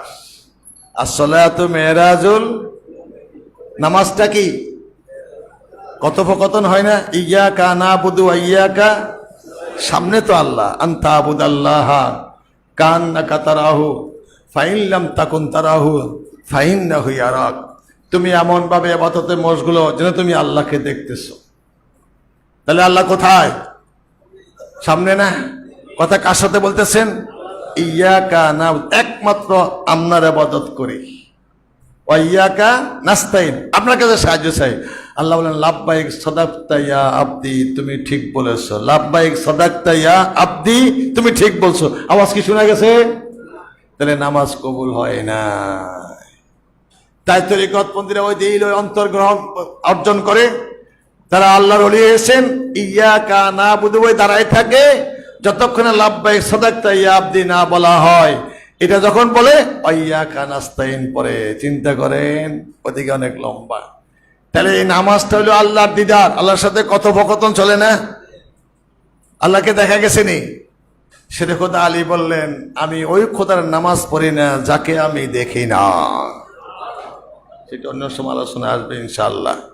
নামাজ আল্লাহর দিদার। 50 ওয়াক্ত 50 বার। হুজুর কি খুশি, বারবার কমাইছেন। এটা মুসার বাহাদুরি না, আল্লাহর ইচ্ছা। আশেক মাসেকে বিদায় দিবে, কিন্তু বিদায় দিতে মন চায় না, বারবার দেখতে মন চায়। এই জন্য আল্লাহটা কৌশল, কতক্ষণ ধরে দেখবে, এবার নামাজ উসুলে দিয়ে বারবার হাবিবকে নিয়ে আসে। হাবিবও আল্লাহর দেখে, আল্লাহ সরাসরি কুদরতি সরাসরি সামনে দেখে। বুঝেছেন? কেন যদি কেউ অন দেখে, দেখে তো দেখে, তাহলে দিদার দরকার আসল কি, নেওয়ার দরকার আসল কি? জানে হাকিকত আছে। এই বারবার আল্লাহ রাসূল দেখবেন, আল্লাহকে রাসূল দেখবেন। এই জন্য আল্লাহ বারবার বন্ধুকে নিয়ে যাচ্ছে। আত্মতৃপ্তি, সমস্ত দুঃখ ব্যথা বেদনা যাতনা কষ্ট না, তাইফের কষ্ট, ওদের কষ্ট সব দূরীভূত করার জন্য এই আল্লাহর দিদার, আল্লাহর মেরাজ। চিন্তা করেছেন? 5 বার নয়, 5 নন 45। একা আছে 5 বার, একা আছে 9 বার। কমতে কমতে কত কমলো? 5 ওয়াক্ত আসলো। কত ওয়াক্ত? আল্লাহর হাবিব বোঝা কমাইছি, কিন্তু ফজিলত কমাই নাই। মান আমিলা সালিহান ফালাহু আশরু আমসালিহা। আমি ডিক্লেয়ার দিলাম, আপনার যে উম্মত একটা নেক আমল করবে, 10টা তার আমলনামা বিনিময় দিয়ে দেওয়া হবে। 1 ওয়াক্ত নামাজ পড়বে 10 ওয়াক্ত, 5 ওয়াক্ত নামাজ পড়বে 50 ওয়াক্তের সব দিব, কিন্তু কষ্ট কমাইছি, বোঝা কমাইছি, সব আমি আল্লাহ কমাই নাই। 5 ওয়াক্ত নামাজ 50 ওয়াক্তের সব দেওয়া হবে। 1 ওয়াক্ত হলে 10 ওয়াক্তের সব, 5 ওয়াক্ত হলে 50 ওয়াক্তের সব দেওয়া হবে। কথা বুঝেছেন এখন? আর নামাজ ত্যাগ করলে চিন্তা করেন, বুঝেছিলেন? এটা কথা ভুলে গেছি। এক দলের কি করতেছে, মাথার মধ্যে পাথর মারি, দোজখের পাথর মারি মাথা চূর্ণ বিচ্ছিন্ন করে ফেলে, আবার সেকেন্ডের তোর আবার ঠিক হয়ে যায়। হুজুর অস্থির হয়ে গেলেন, বললেন ইয়া রাসূলুল্লাহ, চিনেন কারা? কোনা এলো নামাজের ইবাদতের জন্য যারা আলসি করে, ইবাদত ছেড়ে দেয়, নামাজ ছেড়ে দিবে, এদের জন্য এই শাস্তি। ছেড়ে দিবেন তাহলে এই শাস্তি মজুদ রয়ে গেছে। যাই হোক, সবকিছু শেষ, বিদায় নিয়ে আসবে। আল্লাহ কয় হাবিব চলে যাচ্ছেন, জিবরাইলের দাবি। চিন্তা করলে হুজুর বলেন আমি ভুলে যাই, আমার আল্লাহ ভুলেন না। দাবি রয়ে গেছে নি, ওয়াদা দিচ্ছেন না জিবরাইলের সাথে, সবকিছু হইলো, হাবিব চলে যাচ্ছেন, জিবরাইলের দাবি। হুজুর বলেন আমি ভুলে যাই, আমার আল্লাহ ভুলেন না। হাবিব আপনি যদি কবুল করেন আমিও কবুল করলাম। হুজুর বলেন আমিন, আমি কবুল করে নিলাম। তাই হাসরের দিন উম্মতি মুহাম্মদের জন্য জিবরাইলের 600 জনের পাকা হাসরের দিন বিছিয়ে দিয়ে পৌঁছাতে পুরোপুরি উম্মত যারা, তারা বৃষ্টির মতো জিবরাইলের পাখার উপর দিয়ে বেহেশতের দিকে বের হয়ে চলে যাবে। সেই পাখি আমি বানাইতে পারছি, আমি নাফরমান। জিবরাইলের পাখার উপরে পা দিয়ে বেহেশতে যাবে, সে পাটা কেমন হইতে হবে? ওই পা তো আমি বানাইতে পারি নাই, তাহলে কেমনে পারো? বানাইবার জন্য রাত্রে কাঁদতে হবে যেন জিবরাইল আপনার জন্য পাখাটা বিছাই দেয়। 5 ওয়াক্ত নামাজ যে পড়বে, রীতিমতো আদায় করবে, ওই উম্মতের জন্য জিবরাইল 600 জনের পাখা পুলসের পুরো বিছাই দিবে, বৃদ্ধির মতো পারে উম্মত বেহেশতের দিকে চলে যাবে। বুঝেছেন? এখন সংক্ষিপ্ত কথা হলো, অনেক রাত হয়ে গেছে। ঠিক এইভাবে সবকিছু কবুল করার পরে যেভাবে গেছেন এভাবে আসছেন, এক কথায় শেষ। আরো লম্বা কথা আছে। যেভাবে আল্লাহ নিজে গেছেন ওইভাবে আবার দুনিয়াতে আসছেন। এই আশাটা হুজুর দেখলেন যে পানি লড়তেছে, দরজা করা লড়তেছে, কম্বলটা এখনো গরম, এইমাত্র পারেছে। সময় 27 বছর চল শুরু হয়ে গেল, আয় ঢুকলো, চল আরম্ভ হয়ে গেল 27 বছর। ফজরের নামাজের পরে জিবরাইল হুজুর ইসলাম যখন সাহাবীদেরকে নিয়ে আলোচনা শুরু করলেন, এবার আবু জেহেল কত তিরস্কার, টিটকারি, পাগল, মিথ্যাবাদী, ধোঁকাবাজ, আরো গালিগালাজ শুরু করলেন। এবার শেষ। আবু বকর তো তখন ছিল, তখন তো জমাতের নামাজ নাই, ভোরবেলা সাহাবীরা আসছে কথা। কিছু পরে সূর্য উদয় হয়ে গেল পরিষ্কার, আবু বকর আসতেছে, রাসূলুল্লাহ দেখা করবে। দূর থেকে দৌড়াই গেলে আবু জেহেল, আবু বকর শুনছ? বলে কি? কত নবী নাকি আল্লাহরে দেখছি, আল্লাহ কত সে বেঁচে দেখছে, দোজখ দেখছে, আবার রাত্রে ফিরে এসে কে কইছে? তোমার নবী কেছে। আমার নবী যদি কয়ে থাকে এটাও ঠিক, এটা কোনো সন্দেহ নাই। কিন্তু কোরআন শরীফে আছে ফালাম্মা যাইগুন, যখন এই মেরাজের কথা আলোচনা করছেন, উপস্থিত নতুন সাহাবীরা সন্দেহ করছেন, কাফের হয়ে গেছেন। হুজুরের কথাতে সন্দেহ, এটা কি আল্লাহরে দেখছে, আবার চলে এসে ফানি মতো লড়তেছে, 27 বছর শেষ হয়ে গেল, বেহেশতে কেমনে হইলো? এই যে সন্দেহ করলো যারা, তাদের ঈমান শেষ। আর আবু বকর কেমন? সকালে শুনে নাই, আবু জেহেল বলছে শুনছে। তোমার নবী যদি আমার নবী কয় এটাও সঠিক, এটার মধ্যে কোনো ভুল নাই। আরো যদি কয় আরো সঠিক, কোনো সন্দেহ নেই, আমার রাসূল যা বলছে তাই ঠিক। আল্লাহ বলেন জিবরাইল তাড়াতাড়ি যাও, আমার হাবিবকে বলো আবু বকরকে আমার সালাম দিতে, আজ থেকে আবু বকর সিদ্দিকে আকবর। সত্যবাদী তো সকলেই, শ্রেষ্ঠ হলো আবু বকর সিদ্দিকে আকবর। আসতে না আসতে তো লাভ দিয়ে দিলেন, আবু বকর সালাম নাও, আল্লাহ তোমাকে সিদ্দিকে আকবর ডিক্লেয়ার দিয়েছেন। তাই বলা হয় আবু বকর সিদ্দিক। না শুনিয়ে বিশ্বাস করছেন, আরো যদি বলে আরো বলে এটাও শোনে, কোনো সন্দেহ নাই। তাহলে ইমানটা কেমন? তাই যদি হয় তোর নবীরে বল, যাই হোক তোর নবী তো আল্লাহ দেখছে, দোষ দেখছে, সেটা তো দেখতাম না, বুঝতাম না, কিন্তু বাইতুল মাকদাস দেখছি, জানি, খবর আছে। তো তোর নবী বলতে হবে যে বাইতুল মাকদাসের দরজা কটা, জানালা কটা। চিন্তা করেন, এত বছর আগে আমি ঘর তৈরি করছি, ফসলের জিজ্ঞাসা হুজুর জানালা কটা, আমি কইতে রুম, আমি তো জানালা তৈরি করাইলাম, কটা জানালা ঠস করে বলতে পারবো? আমি নির্মাতা, আমি সবকিছু দায়িত্ব নিয়ে করাইলাম। যদি কোনো মসজিদে জানালা কটা, কইতে রুম, বছরকে বছর তৈরি করিয়া আমি নিজে বুক করতেছি, দেখাইলাম, আমি করাইলাম কর্মচারী দিয়া। যেখানে হুজুর আপনার মসজিদের দরজা জানালা কটা, কইতে পারবো? উপরে নিচে করে নেই। নামাজ পড়ছে, কেমনে জানবে দরজা কটা জানালা কটা? মুশকিল হলো না? এবার আবু জেহেল তোমার নবীরে বলো দরজা করে জানালা করতে হবে। আল্লাহ কো হাবিব বিচলিত হচ্ছেন কেন, চিন্তা করছেন কেন? বসেন। টেলিভিশনের পর্দার মতো সব সামনে এসে গেছে, দরজা জানালা সব দেখে দেখে কটা সংখ্যা বলে দিলেন। মুহাম্মদ তো জাদুঘর। চিন্তা করে আজা সেহরুম মুবিন। এই মেরাজ থেকে এই মেরাজের আলোচনা শুনি কি শিক্ষা নিতে হবে? নামাজটা হলো মেরাজ। আর 5 ওয়াক্ত নামাজ হেফাজত না করলে আযাব কি হবে? আগুনের পাথর মেরে নিক্ষেপ করে মাথা চূর্ণ বিচ্ছিন্ন করবে। এভাবে শাস্তি দিবে কে? যারা নামাজে গাফলতি করে। তো মেরাজের রাত্রিতে আলোচনা শুনি আমাদের স্বীকৃতি আসবে যে নামাজ 5 ওয়াক্ত নামাজ পড়তে হবে, যেহেতু মেরাজে আল্লাহ রাসূল দিদার দিয়ে 5 ওয়াক্ত নামাজ নিয়ে আসছেন। আর 5 ওয়াক্ত নামাজ পড়া মানে আল্লাহর দিদার করা, আল্লাহর সাথে কথোপকথন করা। আল্লাহ যেন আমাদের সকলকে জীবনের শেষ নিঃশ্বাস থাকা পর্যন্ত যেন 5 ওয়াক্ত নামাজ এভাবে যত আমিন। একটু সামান্য জিকির, চোখ বন্ধ করেন অল্প, সকলের চক্ষু বন্ধ করে একটু কালবে দিকে খেয়াল, বামদুদের 2 আঙুল সে হলদরাগুনের গোস্তের টুকরা কাল চক্ষু বন্ধ করে খেয়ালে আনেন, দেখতেছেন। বিড়াল যদি 2 ধরার জন্য পেতে বসে থাকে ওভাবে সপ্তরে কালবেদের খেয়াল আমি যেন দেখতেছেন এভাবে খেয়ালে এনে একটু মনে মনে নিয়ত করেন বিসমিল্লাহির রহমানির রহিম। আমি আমার কালবের দিকে মোতায়েন আছি, আমার হুজুর কেবলার কালবের সুলাহে আল্লাহ তাআলার দিকে মোতায়েন আছি।